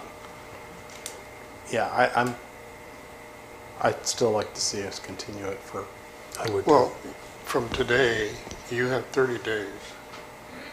I understand I'm that. saying you, but. No, I all of us. understand. You have 30 days, and then the next meeting, we can grill him again or say, yeah, you're going to do it. I have a question. How are you going to widen 3rd Street? You know, I mean, Yeah, I guess, I know when they talked about the D'Ambrosio project, that they were going to take out that planting strip and widen that street, but it's still going to end up a narrow street. And, Yeah. Yeah, you're right. No matter what you do is, the distance between the face of curb is 27 feet 4 inches, and if you take the planter strip on the south side out and do a monolithic pour, you'll add about 4.8 feet to it, so it's still going to be narrow, but you'll still have to restrict parking on one side. But that additional width there will increase from 27 up to 32. And then that'll give you 8 foot of parking and 2 moving lanes of yeah, because 12 foot there. 12-foot lanes for parking and normal for driving. But on the other side, if you took the same thing, you'd relocate 2 poles back and then taken that curb and gutter and the monolithic pour and then kick it all the way back to the fence, and you would gain 5 feet. you like that? You know? So it's doable. So Eric would The lose. guy sitting behind you throwing arrows at you. Eric would lose 5 feet of your front yard, yeah. well, and Less to mow. I think, and I've said this on more than one occasion, I think that covering it to north is nice, but I think we, as a body, need to be looking at it from a bigger perspective, and we need to be thinking about that thoroughfare straight through to Monterey, and this doesn't address that at all. I think the phasing questions are very good questions. I'd like to understand how the bonding works, how the reimbursement agreements work. This is just all very new, certainly for me. Jim at least has a construction background. I'd like to understand some of the implications of the financial part of this better. There's reimbursement agreements. Does that mean we're paying for it at some point if somebody else doesn't pay for it? Normally on a bond is reimbursable agreement, you extend those for 10, 15, or 20 years, whatever the developer is and everything. And that's hedged upon future connections, and they will put that facility in, and they'll enter a reimbursable agreement to get their cost over and above what it would normally cost them. And that will come out of future connections or future users of the system that will pay into it. And if there are no connections, If there's no connections there, then at the end of that 10 or 15 year period, then it goes null and void, and those developers are lost. That's He's one taking way a risk of doing it. You know, one thing that Kara brought up, and I just can't figure out what she's talking about, a planting strip apparently along Catano Place. yeah, there's no planter. See the green strip here? Yeah. It's not. But you got a row of trees there. Yeah, but that's owned by the city. You can't ask the developer to be responsible for things that are not on his property.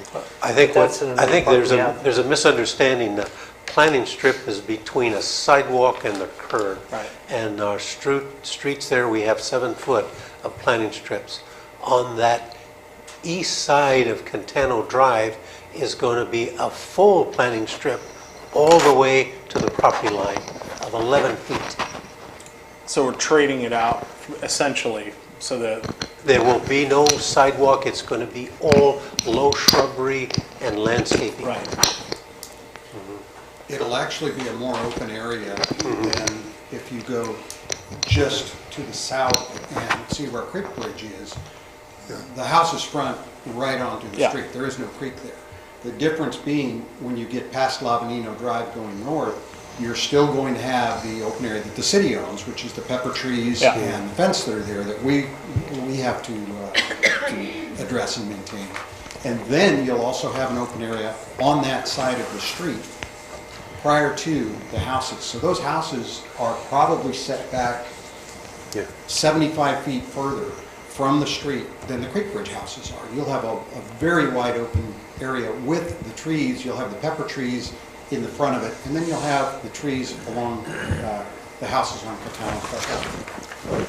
You said the developer will maintain those trees? We have to maintain the fence. The fence. I think the city maintains the trees. Yeah, because you can't maintain something that's not your property. The maintenance of the thing would be in that landscaping and lighting district. That's where we receive the monies for maintenance on those trees. And Well, that's where I get confused on the whole thing. so when that covers that, it's Yeah. kind of like the Creek Bridge, their lighting and landscaping. So- So monies are coming out of that. Is the landscaping and lighting district, is that equivalent to a Melrose or? Very similar. It's an assessment Yeah. proceedings, yeah. And the only thing I didn't notice in the list was who actually maintains the streets in the They're future? city streets. They're going to be dedicated to the city? They're going to be dedicated to the Okay. cities, yeah.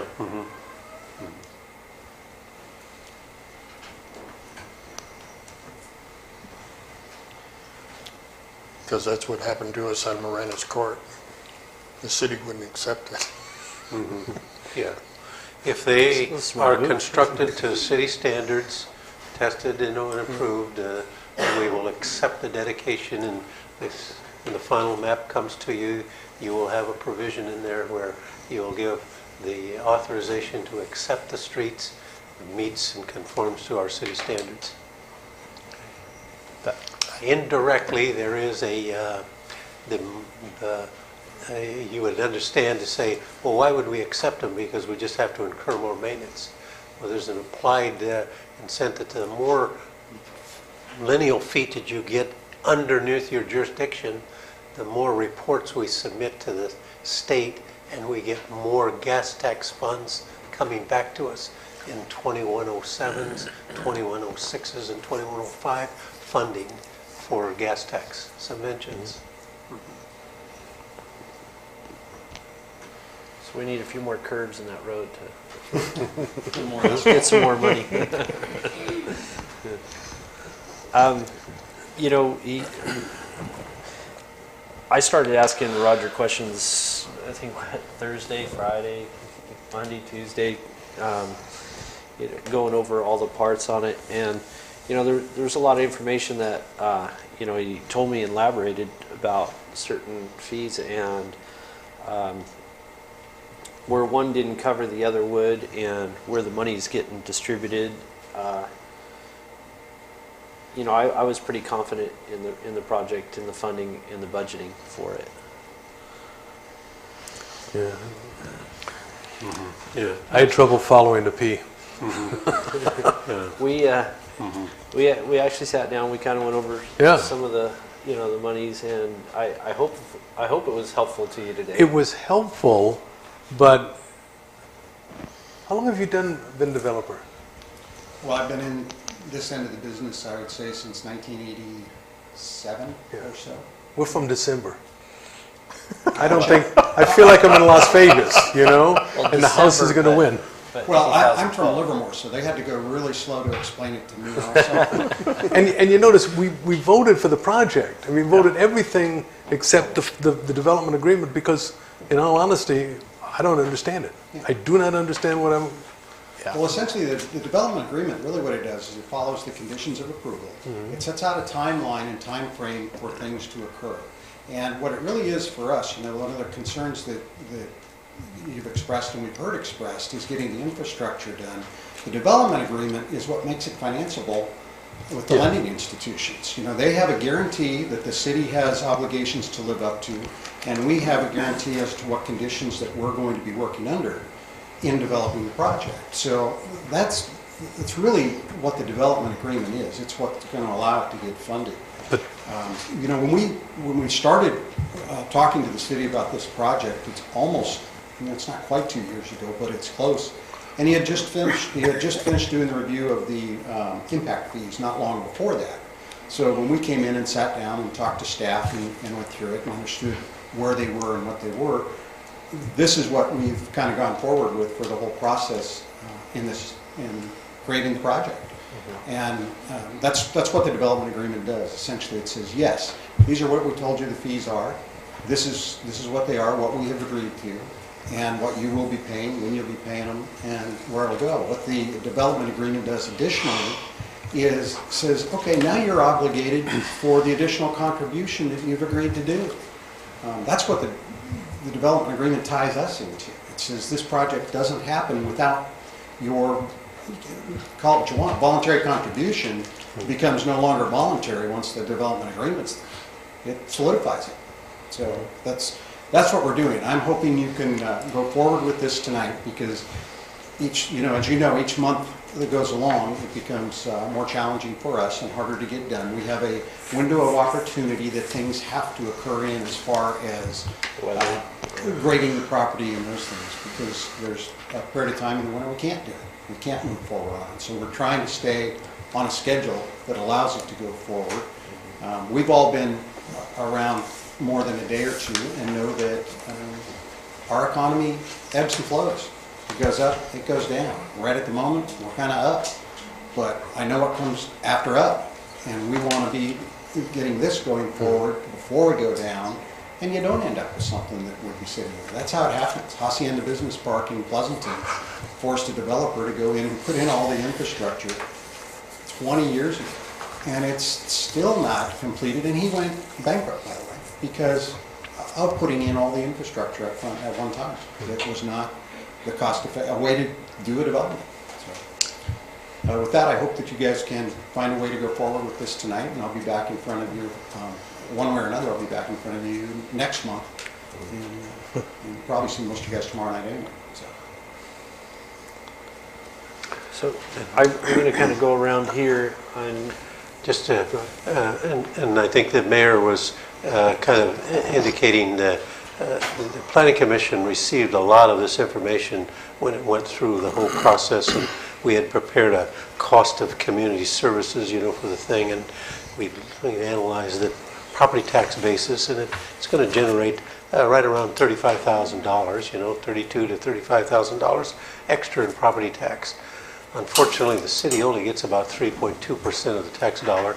The vast majority of it goes to the Aroma School District, Gavilan College. But there are other beneficiaries. The San Benito County gets about 19%. Then there is the Water District, San Juan Cemetery District, Hospital District, and the Board of Education and the Board of Equalization. And they all are going to share in that slice of the pie of the $32,000 to $35,000 of assessed valuation and taxes. In addition to that is that during the process of looking at it, and we're going through and issuing the building permits, it's going to generate about $271,000 to $272,000 worth of just processing fees for us to where we go through. And then the general fund impact fees will generate about $771,000 just in impact fees. And then the enterprise funds, those two only will generate $1.1 million, $1,087,000, just for improvements. And this is over and above the cash contribution that Bob has indicated that's $4,000 a lot, and that's an additional $344,000. Also in there is that we will be managing the landscaping and the maintenance district, and then the sales tax revenue, gas tax, vehicle license fees, document transportation fees, the total general fund of all those residual things, people moving in, closing their home, transferring their property tax, generates approximately $114,000 spread over the 7 phases. And last is that after everybody's hooked up, we calculate that it's going to generate $147,900 of new sewer charge every year, approximately $12,300 per month. And that'll help us keep the sewer treatment plant operating and running. So there, if you add all those up, it's about $2.2 million of benefit to the city, and it generates about $147,000 every year of operating costs. You weren't supposed to hear that. Yeah, he knows those numbers backwards. Yeah,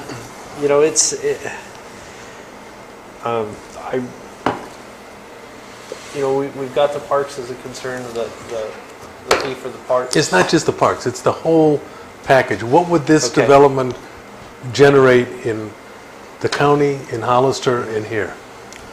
Oh, beyond that, I'd like to have a better understanding. We've seen some overview numbers of how much is going to come in. I don't have any sort of feel for what of those are allocated funds, what they have to go to. Tonight's meeting was the first time we've heard the number of 90% capacity on the sewer treatment plant. You and I have spoken about that, and we're talking about a $250,000 cost to upgrade that plant, and it's a huge upgrade. I mean, it gives us a lot more capacity, which is great. But those are all things that I'd like to have a little more time to process and make sure I understand it very completely. I think that certainly one of the things I talked to people about when I was campaigning was making sure that we did the development right. And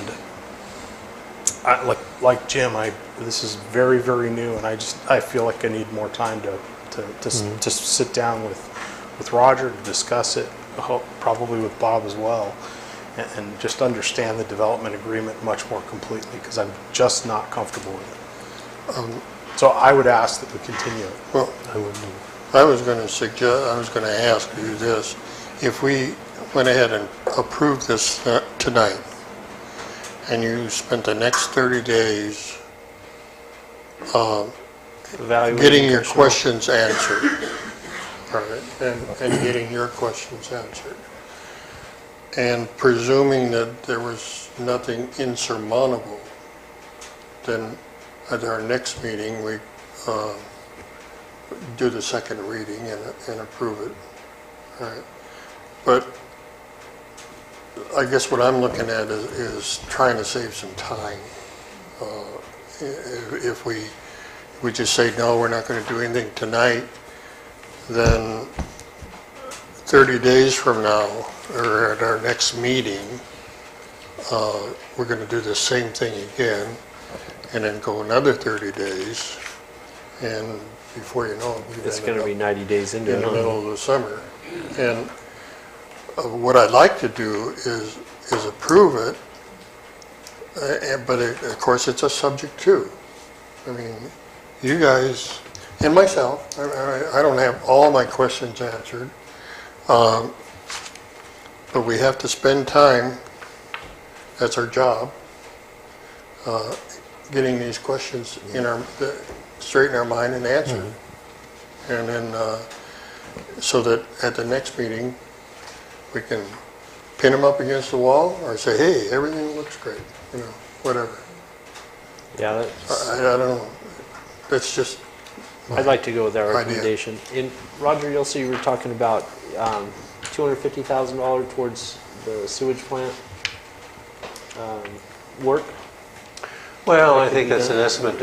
We're analyzing that is to increase the capacity of the sewer treatment plant. We obviously need more aerators, and so that we can get that dissolved oxygen into the supernate that's in the ponds there.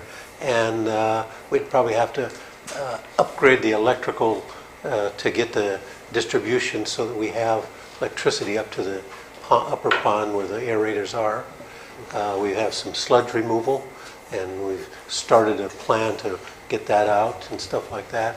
At the headworks we would probably want to have some standby motors there, and then upgrade some of the circuit boards because they've been there for 20 years, and just the other day we had to replace some of the panels and stuff. So there's a lot of little things in there that we might want to spend another $60,000 to $70,000 just on controls and stuff like that. So it would be easily to say that we could spend anywhere from $150,000 to $200,000 and probably increase the thing.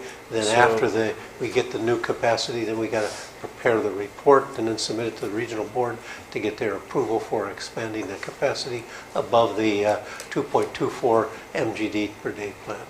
You know, So if we were to it's- spend like the 300,000 on that, what would would we still be at that 90%? Or would that, Oh, no, that number be no, reduced dramatically? Dramatic. You're expanding that plant and to a greater capacity. I think the sewer impact fee alone on this is 400 and something thousand, 430, 440, Yeah. somewhere in that Mhm. area. 445. Yeah. And, you know, that's something that has to be dedicated into the enterprise fund, that, you know, that's where we have to spend it. Well, Yeah, there'll be 641,000 in water and 445 in the sewer of funds available dedicated for the improvements. and we do have to get the pond, or those ponds cleaned out. We've got to get that sludge out of there, because it hasn't been done in, I don't know, years. But, and then Well, Roger and I have talked about that, and you're looking at probably $150,000 just to get rid of that sludge. Yeah. So, but it certainly would help. Yes. I read through this. It was an awful lot to read, and I have a few questions, nothing earth-shattering. I like Tony's idea of going ahead with the introduction and first reading tonight, and then if we develop things that we want to see changed, we can do it at the next meeting, and if they're substantial, then we'll just have to start over again. But at least if they're not substantial, we can go ahead and move ahead on this time frame. Well, and then there's always the possibility that whatever we come up with, he agrees to. Yeah. In other words, Yeah, but you the know, substantial change we haven't is thrown a illegal. brick through his windshield. I mean, it doesn't so- matter if he agrees. Well, we or haven't not. done that because we've approved all the zone No, no, change, what we've if we approved have the the- annexation. What I'm saying is that we've answered everybody's concerns, and he doesn't say, no, I'm not going to do that. This year's budget. And I don't see that. $100,000 to bring. You know, there's nothing We're ready to move on that, so. major. Well, If, You know, you could go. let me ask Deborah. Probably Deborah, if we 25%. go into this agreement tonight, and maybe we have something we want to add to it next time, 224. will that be starting over It'll probably again, go up or to can about that be 250. amended to the agreement Yeah. and then reread again? Well, the ordinance that you're approving, if you make a change to that ordinance at the next meeting, then you'll have to do another reading. So the next meeting will become the first reading, and then the following reading will become the second. But if you make changes to the development agreement at this point, negotiate for something else. I mean, we can look at seeing whether the ordinance is changed and it requires us another reading, or if it's just a, change to a number in the development agreement that doesn't really impact the ordinance that you have in front of you Yeah. tonight. Okay. well, doesn't the ordinance, is the development agreement not a part of the ordinance? Yes, you're approving it as an exhibit to the ordinance. And So not as, I'm not certain, but if you make some changes to, say, a number that's in the development agreement, a different negotiation goes forward, we might be able to still approve this at the next meeting. Because the So- ordinance isn't substantially changed, only the exhibit is changed. Okay. Yeah, So there'd that's be a kind of what I was modification of getting the- at, yeah. was that, the development agreement is where there's going to be any changes made. It will be very detailed. You know, I have a thought here. This whole thing has gone through the Planning Commission, the development agreement included. Yes, only 3 members. Right, because 2 couldn't vote on it. But what I'm saying is all these things have been discussed at that level. So, it's not like we're moving ahead with brand new stuff. It's already been looked at. So I think there's a good argument for saying, let's go ahead and have the first reading and introduction, and then let's us study it. but it has been studied already. It is not fresh off the printer tonight. But the role of the planning commission is more of a technical thing.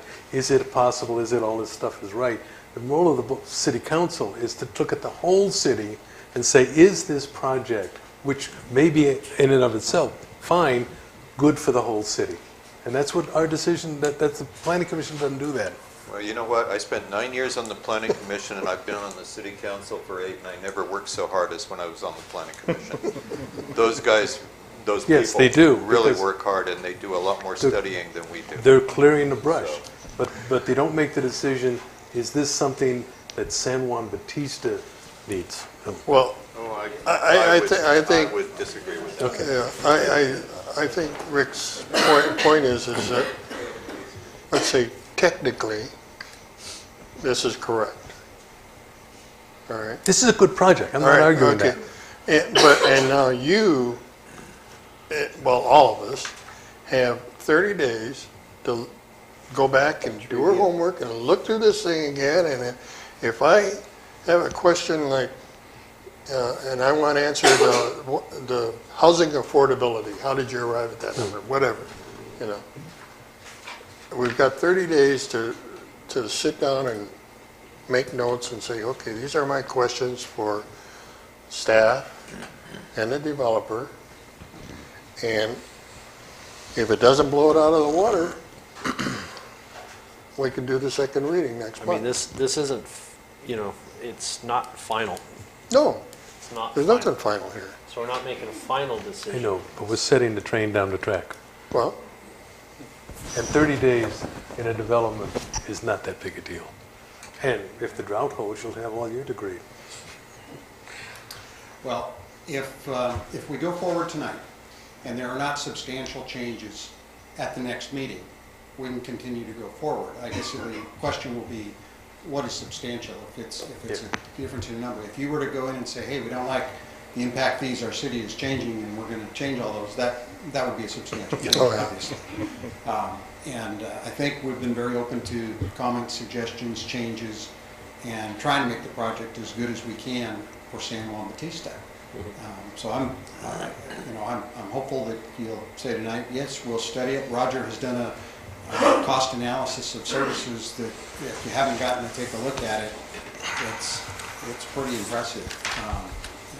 What he's put together, and it'll educate you quite a bit on where those fees are, what those costs are, and where we're going, and that'll do it. But that will keep us on track.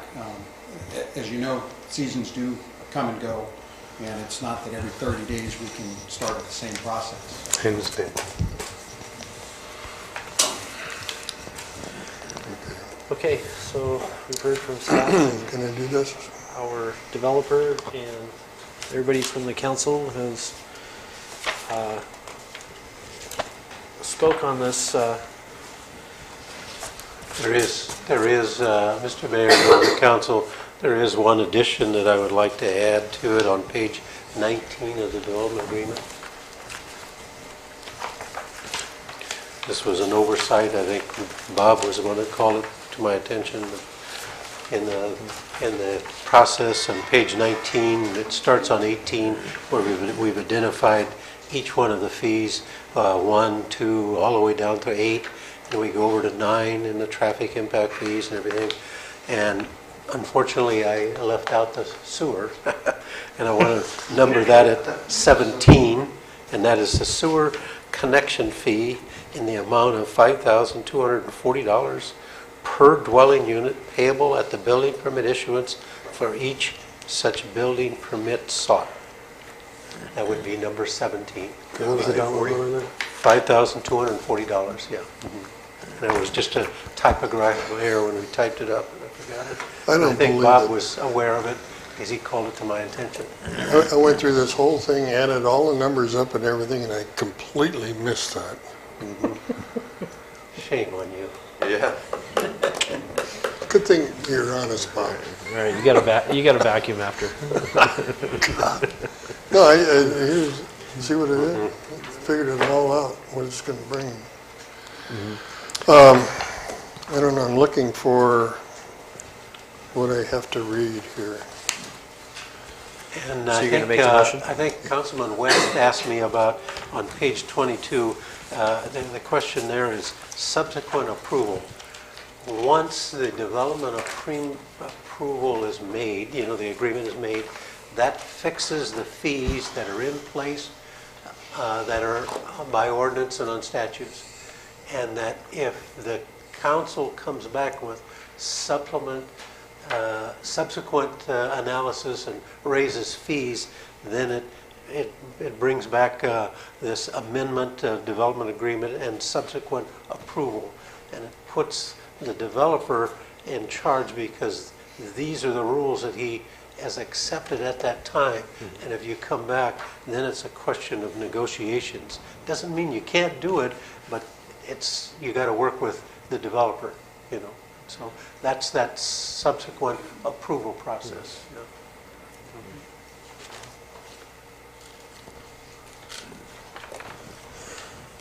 Okay, so Where Tony, you were is- gonna where's make a the motion for title- that? Yeah, where's the title to the ordinance? And the development let me go back agreement to, Oh, the ordinance Might as well is just at go the for very it. end. at the end. Yeah, after the planning commission stuff. Last the page. following ordinance. Yeah, right after approve. See right here where it says section 2.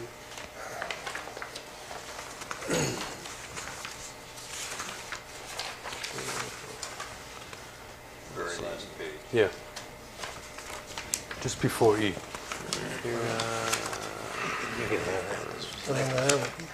I think it's out of order. It's about 6 pages.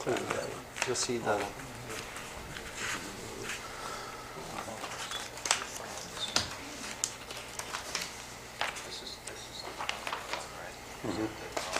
Gotta be in here somewhere. do you want to just read mine? Yeah.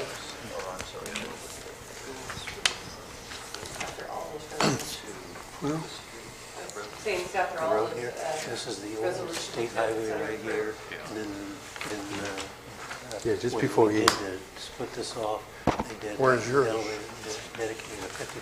Didn't you have that? So, city here, so it's not only 60, so there's 110 feet right away here. But where's the ordinance? Do you have a Here, use that one. 5E? Thank you. I want my book back. We were having fun watching it. Okay.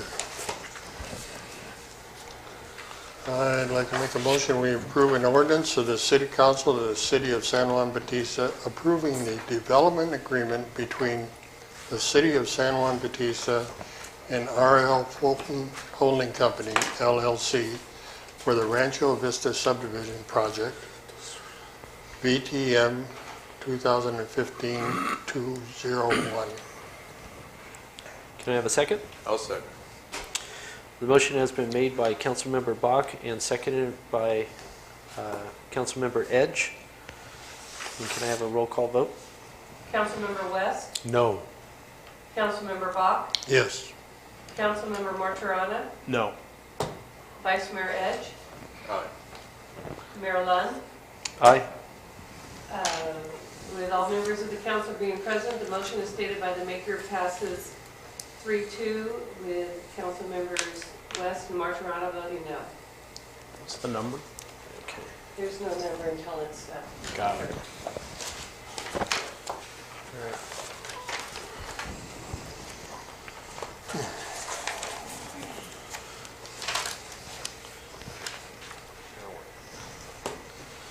Okay, we're going to move along to item E.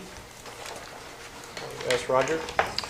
Yes, Mr. Mayor and members of the council, the next item is the amendment and the rezoning of 6 parcels that lie on the east side of First Street, from Donner Street all the way to the north end of the city limits.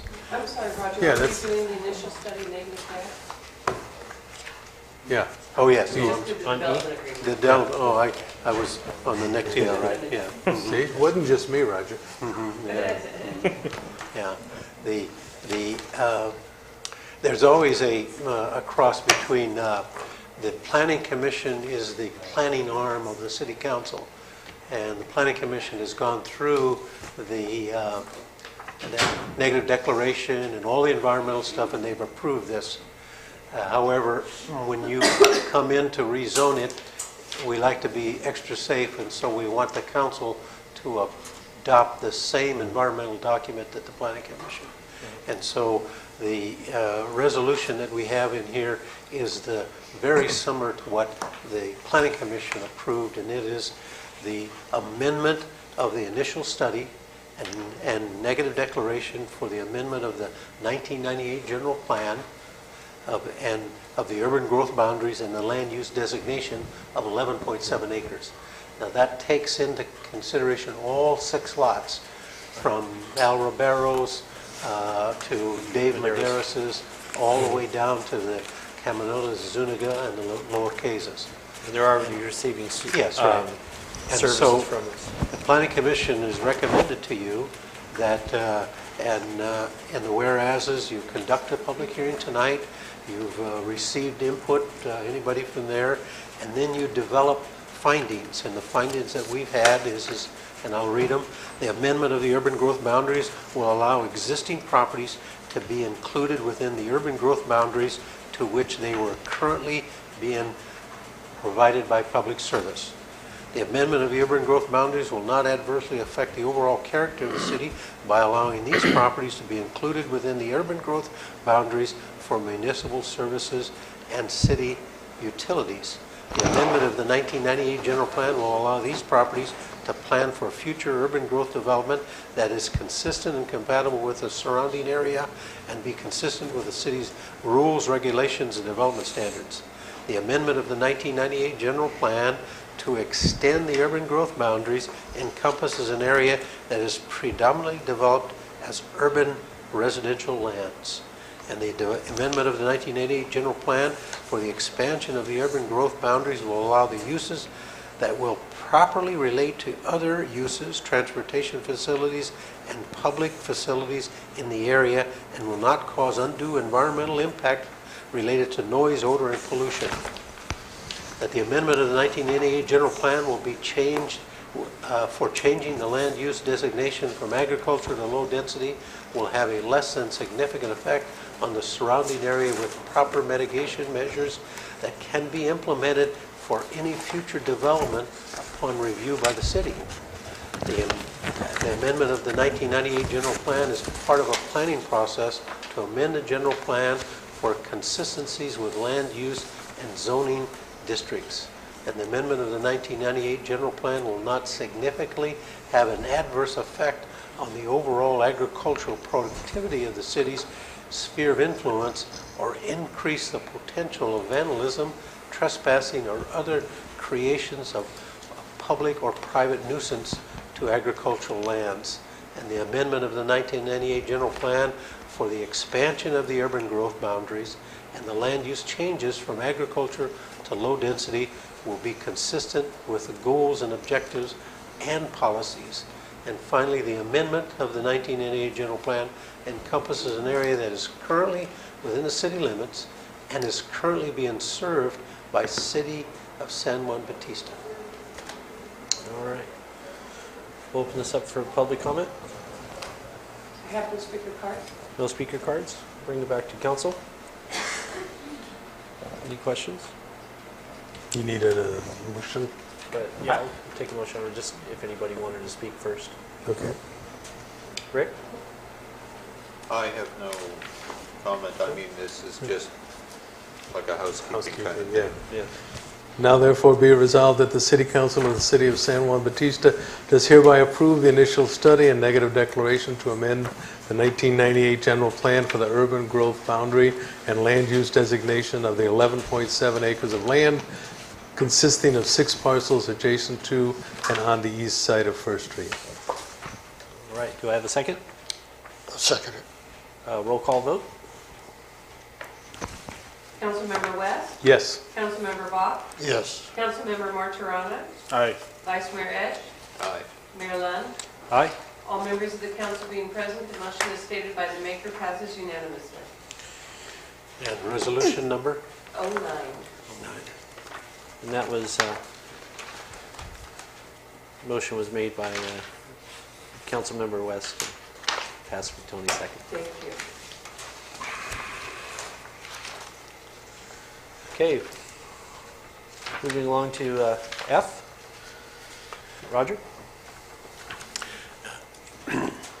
The F is a pre-zoning of a 1.404 acre parcel that is the nose of a parcel that is outside the city, but is in our general plan designated commercial. It is part of the Manning property that's bisected, and part of it's in the city, about 2.7 acres, and then the 1.404 acre is in the county. They would like to get it consistent and be annexed, and so we presented this to the Planning Commission.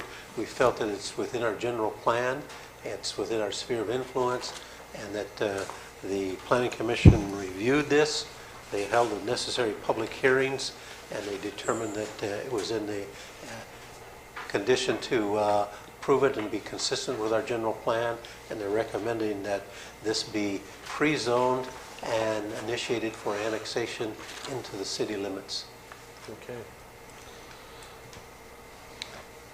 Open that for public comment. Any cards? Okay. I'll bring it back to Council Chris. Can you guys point to it on the map? I'm having trouble. Is it here? Yeah, it's that little nose, Okay. yes. Where Yeah. Makalini comes in and Yeah. As it cuts off that nose, is that? Makalemi comes Okay. in here, and then Yeah. and Monterey Street goes out to 156, Okay. and it's that little nose that's, and the Okay. old original boundary of this, the city of San Juan is here, and it cut that nose off. Gotcha. And we just want to bring it So in. it's part of this big open parcel? Yeah. Across Yeah. from Yeah. the VFW and the, okay, got And it. the gas station there. Got it. Thank you. Rick? No comment. Jim? Tony? Okay. Anybody like to make a I motion? for move that we pass an ordinance of the City Council of the City of San Juan Bautista adopting the pre-zoning of a 1.04 parcel of land APN 012-140-017, situated at the southeast corner of the intersection of Monterey and McCulmy Streets to Commercial District. I'll second. Okay, can I get a roll call vote? Councilmember West? yes. Councilmember Bach? Yes. Councilmember Martirana? Aye. Vice Mayor Ed? Aye. Mayor Lund? Aye. All members of the council being present, the motion is stated by the maker, passes unanimously. Okay. And Number? no ordinance, No number at this no number. No, not yet. First reading. Yeah. All right, we're going to move along to item G. Consider rezoning of 6 existing residentials. On these, Mr. Mayor, members of the council, in the previous approval that you approved by resolution was the initial study and negative declaration that paved your way so that you can take action on these 6 parcels. This goes back to what I classify in, when the general plan was approved back in 1998, it was really an oversight because these parcels are houses are well over 50 years, they've been serviced for a number of years, but they were inadvertently excluded from the urban growth boundaries, and they were zoned agriculture. And the minimum zoning of an agricultural parcel is 5 acres. And some of them were much smaller than that, so we felt that it was time to clean up this discrepancy and stuff like that. And we have the map in your map packet that shows the 6 parcels. It's starting with the, on 14 with the Al Rivera and his mother, and it goes to Dave Medeiros, and then the Yamamoto piece. Yamamoto. And Yamamoto piece, and then the Zuniga, and then the Lokeza. Those are the 6 parcels. Okay. Each one of these have specific legal boundary, where they'll be rezoned. So each ordinance has a legal description attached to it. You can take them individually, or you can take them collectively, as long as you introduce them and read by title only, the address and the assessor parcel number. Okay, so the person that we have doing the motion will read those addresses Yes. in the motion and list the property address and their one motion. You can make the motion and a council member can say so waived. Sorry? So anybody wants to make this motion, okay, can consider the rezoning, and then by going through these items here, can just list the address. And is there any speakers? After No, I have public no comment. speaker cards. No speaker cards on that. Okay. So you just make the motion on the top and then do the addresses? Yes. We have a move for a motion of the City Council of the City of San Juan Bautista approving and rezoning of a parcel situated on 1022 First Street, APN 002-240-014, from agricultural to R1 low-density residential. We do each of the one separately? We could just read address for that, right? Yeah, okay, And those so, all waived in. okay, and then we The did next one 2. has the same address. Yeah, okay, then 1024 First Street, 1026 First Street, 1036 First Street, 1046 First Street, 1056 First Street. Get a roll call vote? Yeah. Oh, hold on. I have assessor parcels on each one. Before the roll call Councilmember vote? West? Hold on a Yes. second before we go to roll call vote. Was anything you wanted to add to that? Oh, I just wanted to make sure, do you want to do each ordinance individually, or? They just did each one individually, but they made Listed it all the under- addresses. Because the heading is the same, it was just, the only thing was different was the street address and the assessor parcel number. Okay. All right, so we'll continue with roll call vote. Councilmember West. Yes. Councilmember Bob. Yes. Councilmember Marshall. Aye. Vice Mayor Edge. Aye. Mayor Lynn. Aye? All members of the council being present, the motion as stated by the mayor passes unanimously. Okay, we have a council member is requesting a 5-minute recess, so we're going to take a... 55 break. So we'll have a break. Thank you. I won't race you for the break.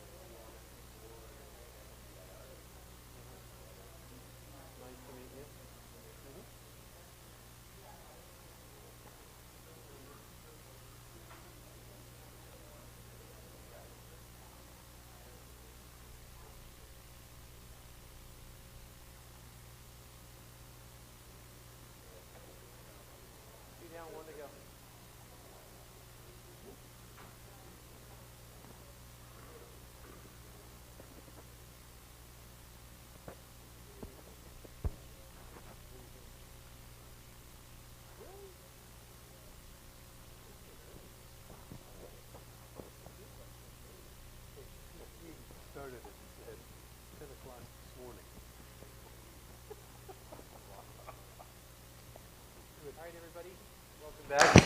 We'll put this back in session here. So we're going to move along to item H.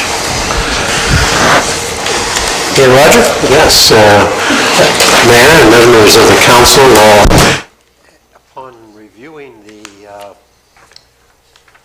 municipal code ordinance, we found that when we were looking at analyzing a building permit and they come up, the maximum lot coverage that a building can take on a lot is 40%. And that gives us very little room for additional lot coverage of carports and sheds and stuff like that. We found that there was a little glitch in the thing, and it said that for a single-family residential lot, other than the building coverage standard, which is 40%, the maximum lot shall be 10% of the lot size. That's inconsistent because the building is going to allow you 40%, and it says the maximum is 10, so it was inconsistent. And I think they were trying to say is that over and above the 40%, you can go up to additional 10%. And so when we looked at the thing and we said, hey, this has got to change, and I did the analysis of it to show what a typical 7,000 square foot lot is, and if you had 40% of it is a building, the primary, and then driveway and stuff like that, you come up with about 48%. We recommended that we change the ordinance to say for a single-family residential lot, including building coverage standards of Chapter 11.03 of the San Juan Municipal Code, the maximum site coverage shall be 50% of the lot. And then, of course, the driveways and walkways made of permeable material, such as pavers set in sand, shall not be included in that. So the 10% is for concrete slabs or patio covers or walkways and driveways. And if you're going to do permeable material, then that's over and above that. So it could go up to 60%, 70%. And I think that's consistent with, go ahead. You said that there's no limitation on the permeable. Yes. I don't think my house would qualify for that. I wasn't gonna concreted bring that everything. No, yeah. Well, we can always tear that driveway up. No, are you kidding? Hey, you brought it up. It was just it was a thing there we caught our eye, and when we were analyzing a building coverage, it just didn't make sense, so we wanted to correct it. Yeah, it's a good cleanup. I didn't, you asked me about it, I didn't realize driveways were included in that 40%. Yeah. But if you make it out of pavers, you can run as big as you want. Which I did. Yeah. I wish I'd have known. I wish I'd have done pavers, but 3 times as much. Okay. So do we have any public comment? Ms. Carl Bach?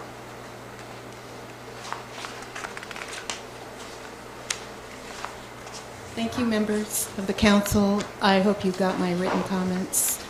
I'd just like to, I think there's confusion over or misunderstanding of what our current ordinance says. There are 2 things, I'm going to try to explain my point of view. There's building coverage and there's site coverage. They're 2 different things.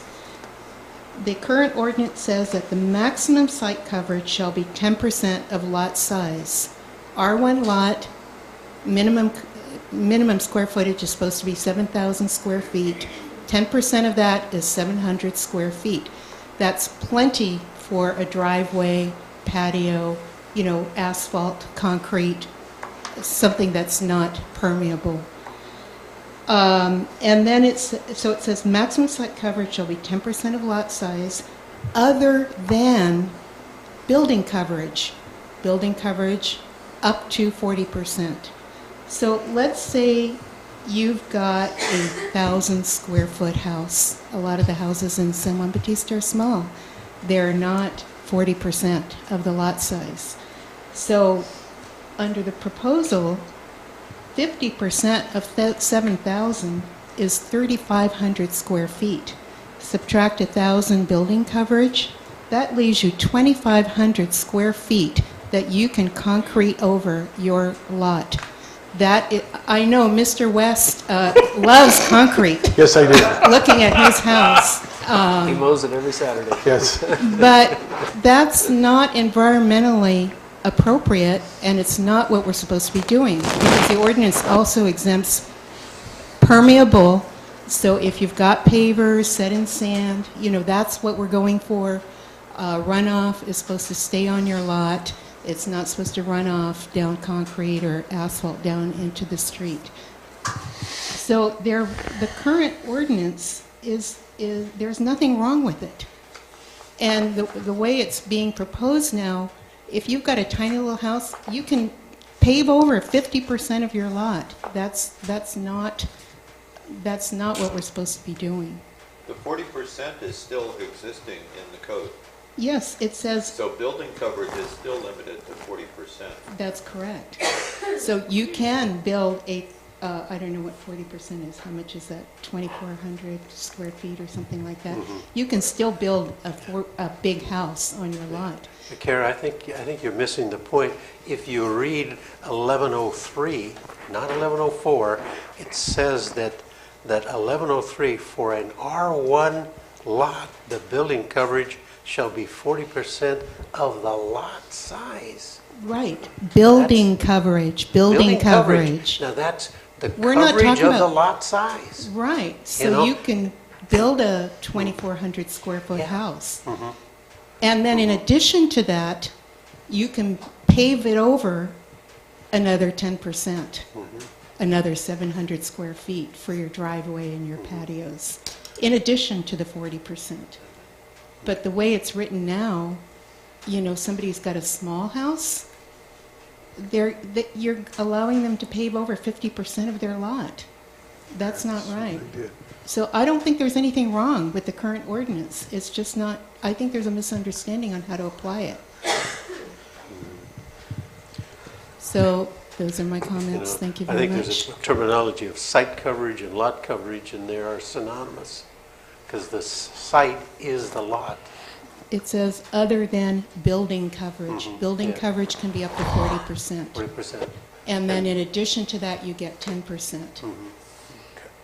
And so, anyway, I don't think there's anything wrong with the way the ordinance is written currently, and I don't think we should change it because it would encourage people to pave over their lots. Thank you. Okay, do we have any more speaker cards? Okay, So, I'll bring you back to council. Go ahead. floor area ratio and building coverage. What do those mean? Floor area ratio is the floor area ratio in relationship to the lot size. And they call it the FAR, F-A-R, floor ratio. And normally they're 40%. How does floor area ratio differ from building coverage? Synonymously the same. Okay, there's two different, our current code has two different numbers for those two values, or yes. for those two terms. Yes. So both terms are reflected in the code today with different percentages. These different percentages. You have multiples a little bit different than I'm just talking about R1. R1. Yeah. R1 floor area ratio 0.45, R1 building coverage 0.40. So that doesn't make sense. It doesn't make sense, yeah. And they're different in R1, R2, and R3. And I think the floor ratio ratio is addresses for two-story structures versus single-story. Meaning when if you go to a two-story building, you can have 45% yes, of the exactly. value. So theoretically, you'd actually have a smaller footprint on the lot Exactly. with more square footage. Exactly. So that's where the floor area ratio differs from the building coverage. Yes. So building coverage would be house, garage, whatever other outbuildings that fall under the are permitted structures. Okay. And so those are limited to 40%. Okay. Yeah, and I guess I'm unclear. The intent is to create the ability to pave up to, I think what you're intending with the ordinance change is to have the 40% plus an additional percent up to 50%. Up to 50%, yeah. Okay, so the intent isn't to allow somebody to pave 50% of the lot and build a 500 square foot house necessarily. No. The intent is to still have a limit of 10% on the paving, the paved over area? Okay. I understand, please. You're right, but let me get there. Thank you. So I think Kara's right. I don't think there's any need, because when I read it, I printed out the ordinances, the two ordinances, and it says to me, single-family residential lots other than building coverage standards of the other chapter, the maximum site coverage shall be 10% of the lot size. Driveways and walkways made of permeable. Okay, so there's your 10% in addition to the 40% allowed. Other than the lot size, the maximum site coverage shall be 10% of the lot. Other than building coverage. Yeah. Right. And the building coverage is the same as the lot coverage. But it doesn't say lot coverage anywhere in this. Yeah, but you look at 1103. I have 1103 here, Yeah, and it doesn't and say lot coverage anywhere. For an R1 lot size, coverage is 40% of the lot size. Building coverage. Yeah.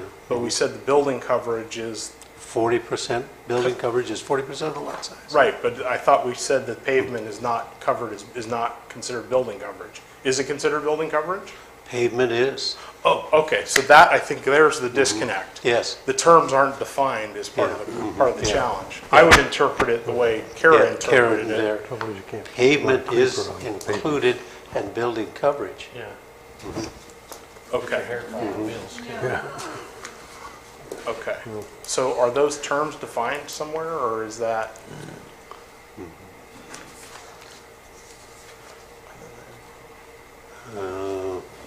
I don't think it's defined in the definitions. I'm just trying to remember in the definitions. So why don't we just change 1103.010 to be, well, no, I guess you don't want to do that.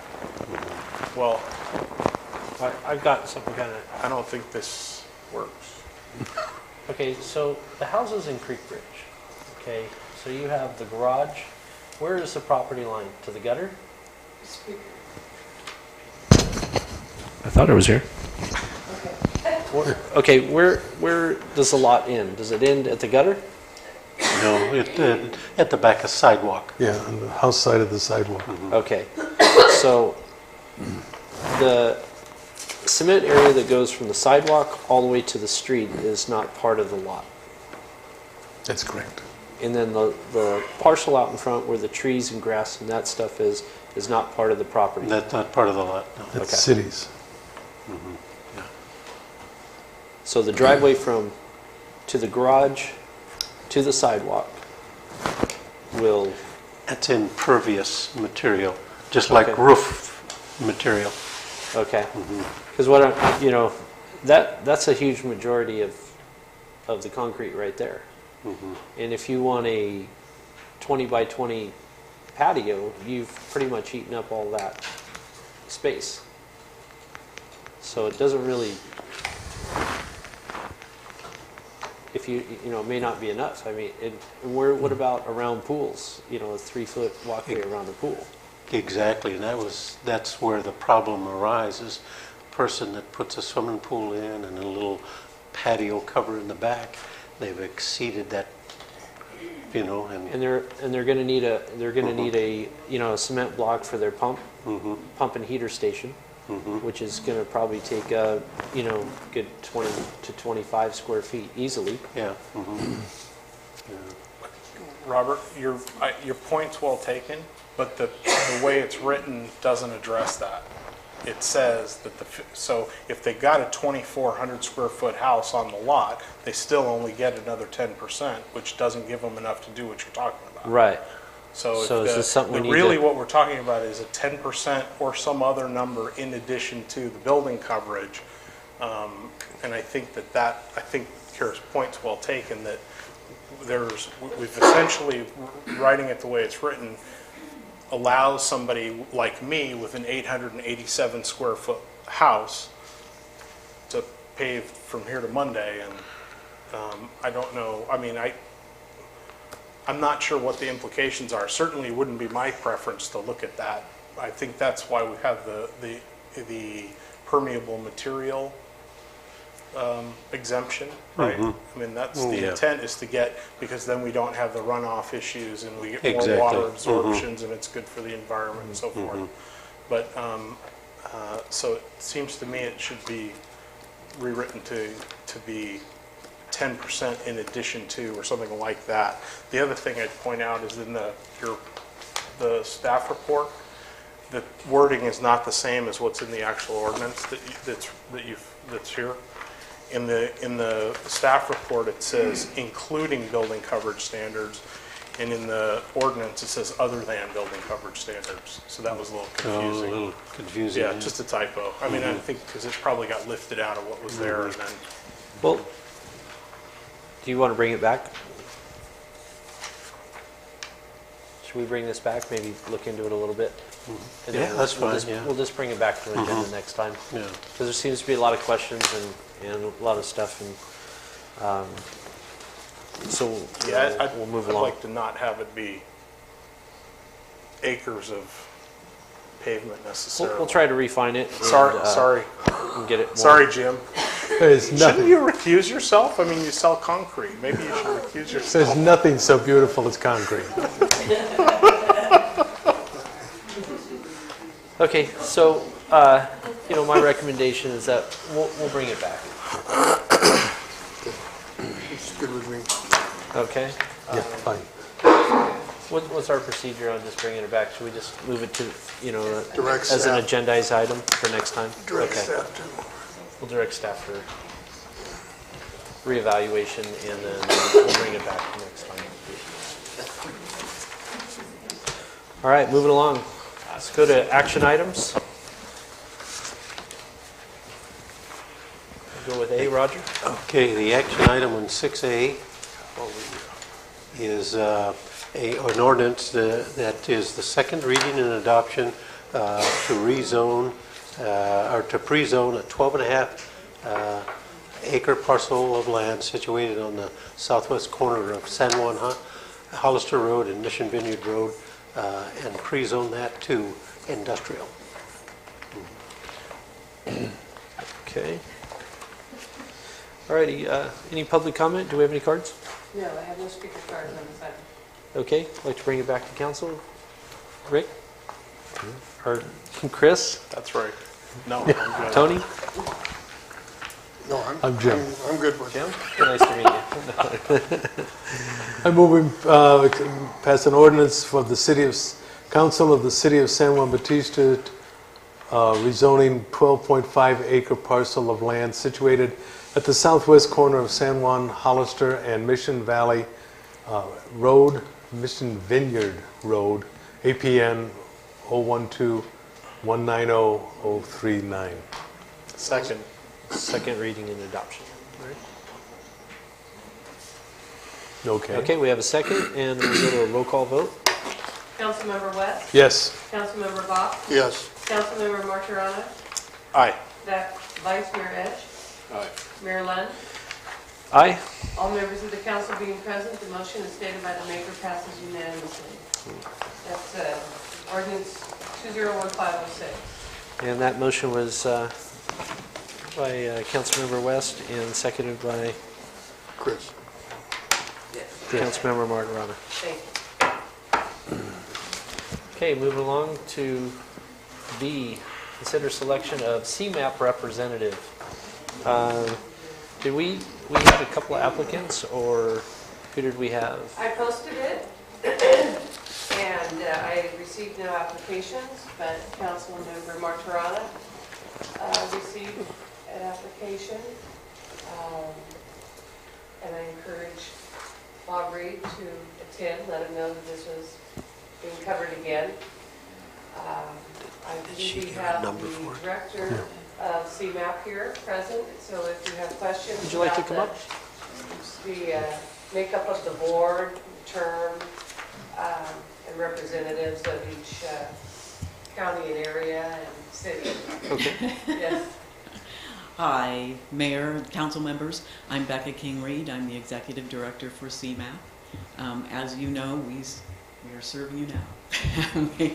We serve Hollister, San Juan Bautista, and Gilroy. Gilroy being a part of southern Santa Clara County, and then this San Benito County. We have been missing a board member from San Juan Bautista for a bit of time. And so we were very happy when Art Testani was interested in joining the board as a representative from San Juan Bautista. He has all of the skills and the experience that we're looking for. Our dream board member would have financial experience, as our current treasurer just resigned, and we need to find someone with financial acumen to replace him. We're also looking for someone who is really skilled in raising funds for a nonprofit organization, as CMAP's model has changed, and we now need to raise funds. Before we were funded by the government, and now we're a real nonprofit that has to raise funds from the community. We also are looking for someone with a broad network of connections in the community, not only so we can serve San Juan Bautista, but also because it takes that kind of a network to raise funds. And that network, you're hoping, will reach their networks, and it's sort of a big spider web. Then the other thing that we wanted, but it was kind of icing on the cake, would be experience in technology. And Mr. Testani, we were very excited to meet him because he has 15 years experience in finance. He sits on the regional board of the American Cancer Society and has experience with successful campaigns and raising funds in a major nonprofit. He also is president of the San Juan Bautista Rotary Club, and so has those connections that we were hoping to find, a built-in network. And he was with Cisco Systems for 25 years, so he has quite a bit of technology experience. And as we move forward in television, technology is always changing, and it's good to have someone on the board that understands those changes. So he has all the things that we were looking for, and he is here and actually can speak for himself if you'd like to talk to him, and I can answer questions for you about the board or anything else you wish to ask. Yeah, if you'd like to come up and... Sure. Yeah, happy to introduce myself. Let me correct the numbers a little bit. I've been 15 years with Cisco Systems and been in the financial world for 10 years before Cisco and another 10 years now after Cisco. Currently serving as a financial advisor for an independent wealth management organization. Work out of Monterey, California, but reside here in Rancho Largos. Okay. Any questions? I'd be happy to answer any questions on any of that. I went through it fairly quickly, but of course I know Jim from and as well as Chris advised me of this opportunity, and I met with the group about a week ago. I guess I was down there in Go where I saw what their facility was like and shared my experiences with regard to Cisco. For those of you who don't know, Cisco has a huge internal television network that they do live broadcasts around the world. So they're constantly in communication with their 75,000 employees around the world, as well as doing things outside into the community. That's how they do a lot of their communication. So that was a little bit of the background that I shared with them when I had my discussion. I am interested in representing the community, and of course when I moved to the community I was very interested in San Juan Bautista, and that's why I sought out the Rotary Club, became involved in Rotary for about the last 4+ years now, currently serving as the president, but served in other capacities with them in prior years as well. That's about it, unless there's questions. No, just about good morning, Sam. Oh yeah, and I have a wonderful song, Good Morning San Juan, that we play every Thursday morning at 7 a.m. Every stinking morning. And I hope that Jim and Chris learn it before we I don't think so. conclude my term. Oh, that's great. All right. Alrighty. Yeah, well, thank you. Were there any other applications? That was the only application, but we were talking to Bob about it. He told me he didn't want to do it. Yeah, as I told Councilmember Bach, it's really not compatible with what I'm doing right now, although I was willing to do it then. I think I have a conflict now. Okay. So it's great. Step up. I would recommend that through all the years that I've been here, behind that camera or sitting in that chair, I have never heard a report from CMAP board to this group. So I would encourage Art to take advantage of the opportunity to report back to the City Council and let the Council know what CMAP is doing. Because I think that link has been pretty weak. I think there are ways that CMAP can serve the City Council in improved ways. And I'm sure his knowledge will allow that to happen.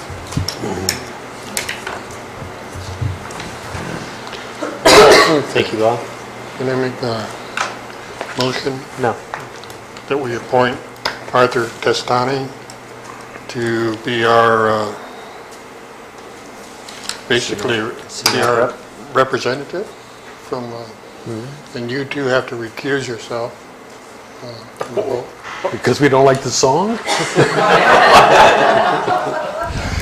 Anyhow, yes, I'd like to make a motion and appoint Arthur to the CMAP board.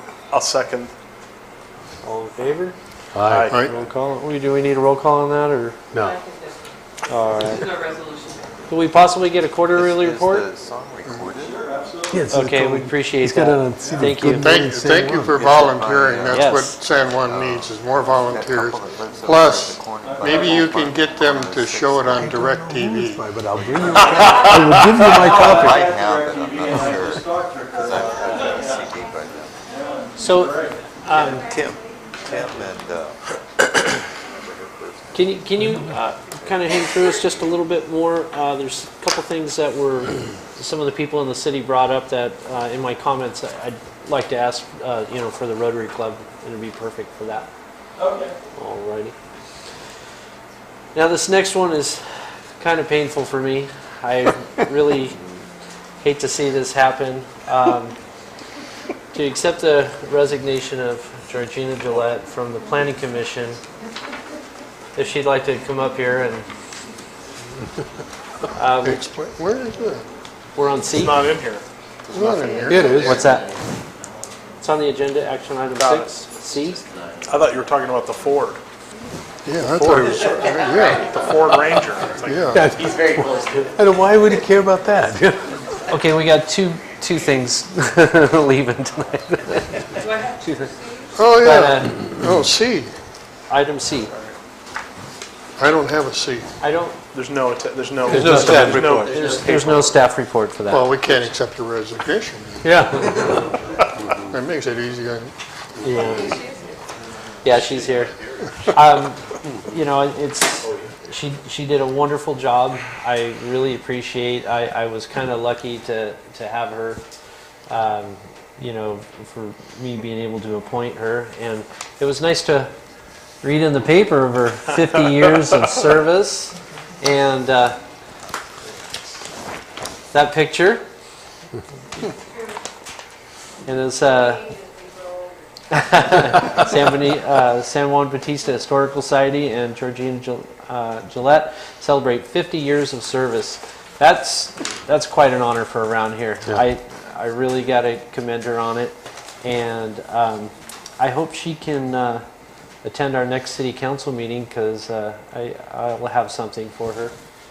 Staff, if we can present her with a plaque at the next meeting. Mm-hmm. And I'm sorry to see you go, but I guess 50 years is about enough. 50 years is just getting started. Don't we have to vote on this? It's my nomination. Yeah, but I mean, You want to vote on it? yeah, I don't want to accept it. Hold on, you might want to. I've reneged on him twice already, so What's one more? I won't do it again. All right. Well, thank you. And so I guess. Thank you. I didn't know this was going to happen tonight. I didn't see it on the agenda. And I dropped in late just to give Matthew a message. The keys to the VFW will be available to you right here after 9 o'clock tomorrow. Yeah, she's still working. Still working. So I just came to deliver him the message, so thank you. All right. Now, see, this is the thing I thought that hurt it. The Ranger pickup. Oh, no. It's just a tearjerker night here. We got. Let's move along to item D. Proposal to surplus our 2000 Ford Ranger. Yes,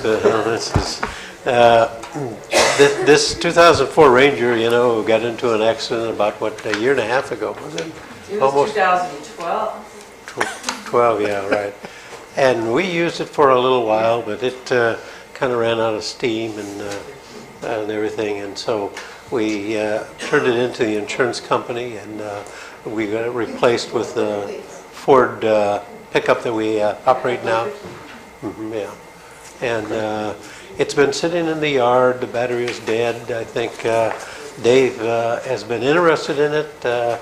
Kind of looked at it. Needs a little bit of work.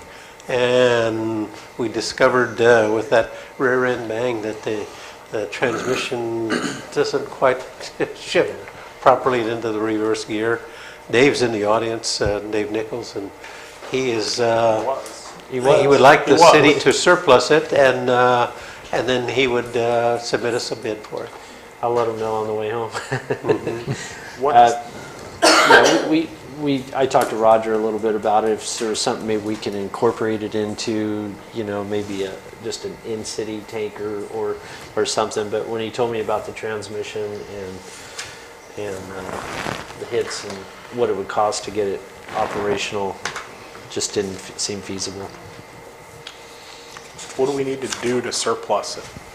You just declare it as a surplus material by council approval, and then the staff will go out and then we'll receive bids for it, So moved. Second. All in favor? Aye. We'll pass on the roll call. Any opposed? Okay. All right, moving along to number 7, discussion items. A, the fiscal year 2015-16 preliminary budget schedule. So we have a series of dates. Well, I included in the staff report, did we have that in there? Yes, that's right. Oh, yeah, there it is, yeah. Kind of a outline of what we're doing, and the various departments are simulating all of their stuff, and the April 21st meeting is I will give a budget overview and a statement and a preliminary budget, and you guys can tell me how you would like to consider how you'd like to go and some of the priorities, and in between that I hope to get the 5-year capital outlay and get the adrenaline going and our mindset of how we'd like to achieve some of the projects. Once we get into that, then I've established a number of budget workshops. Depends on there. I think last year we didn't need all of them, but as we go through them, I just, kind of every Thursday, write on down, and then I always like to have approval of a budget by June the 16th so that we can start the fiscal year with a new budget and it's balanced. Perfect. Sounds great. We may not need all of these meetings. No. May 28th is possibly a conflict for me with LAFCO. With LAFCO? Yeah, fourth Thursday. But we don't meet every month, so it's hard to say. Won't know now. Yeah. So early. You'd think 6 o'clock for these two? Normally, yeah, we start at 6, and you can break it down and says, hey, we're not going to do the whole budget, but you can say, hey, let's take these departments here and then go through them in depth and analyze them and then go there. I'll be prepared anyway. So. All right. Anything else from council? Nope. Okay. All right. We'll move to comments. City council? I'm not getting rid of my driveway. We already got. Is that a jackhammer? Chris, any comments? No, thanks. Tony? It's kind of. Oh, I talked. sorry. Go ahead. Go ahead. We'll come Go back. ahead. I just wanted to thank Georgiana. She's. I met her very soon after moving here and have been very impressed with her level of commitment and really appreciate what you've done here. Thank you. Yep. Yeah, all right. Me too, Georgiana. One of these days I'm going to join the Historical Society. I've just been waiting for you. He doesn't want to. Second. He doesn't want to be a prop anymore. Why do I say things like that?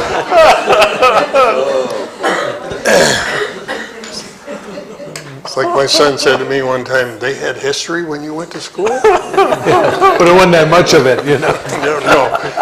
No. Shortest class of the day. Roger, I was going to tell you earlier, I stopped at Rabobank and talked to Fortino, encouraging him to possibly think about opening a small branch here. Oh, that would be great. He said that you had talked to him too. And, we need a bank here. Yes, desperately. And I'm sure the merchants and everybody appreciate it. And How was Phil about that? I'll hit him up at the business council meeting. good, yeah. And tell him, I told him we only had $1 million to deposit, but That we was got it? a little more. Tell them to change the name of the bank. Yeah. Rabobank.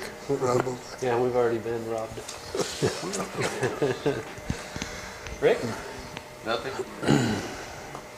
No, Georgiana, when I first met you, I was there and you were here. So, Did we have, where did our Rotary president go? Art, He's gone? yes. I asked him to stay. Some people came up to us in town and said that, the benches that had been put into the town, if the Rotary wanted to maybe do some historical little brass plaques with a donation of, maybe some of the people that have lived here in the past as a memorial. It was just something that they asked me to bring up to them, just to kind of keep the history going a little bit. So Jim and I can both take that to the room. Jim and I are both Rotarians, so we can bring it back. What does the plaque say on it now? There's a little... In memory it of has your birth date, but we don't have an end date. We can, Well, Robert, I'll reserve a spot for you. Oh, wait, I'm going to the ocean. I'm going to the ocean. Tony's going to have the last laugh. He will. That's what Marshall always told me, someday you're mine. Okay. I'll move we adjourn this meeting for, no, wait a minute. I did it again. Well, I think Matt wants to remind you for tomorrow night's meeting. What time is it? 6 o'clock. 6 o'clock. VFW. Everybody come out. Tell us what you think of the general plan. That's it. All right. And Roger, anything? None? How about our, no? Trish? Why not? All right. Okay, I'll make a motion to adjourn. So moved. All in favor? Aye. All right. Thank you, everybody, for attending.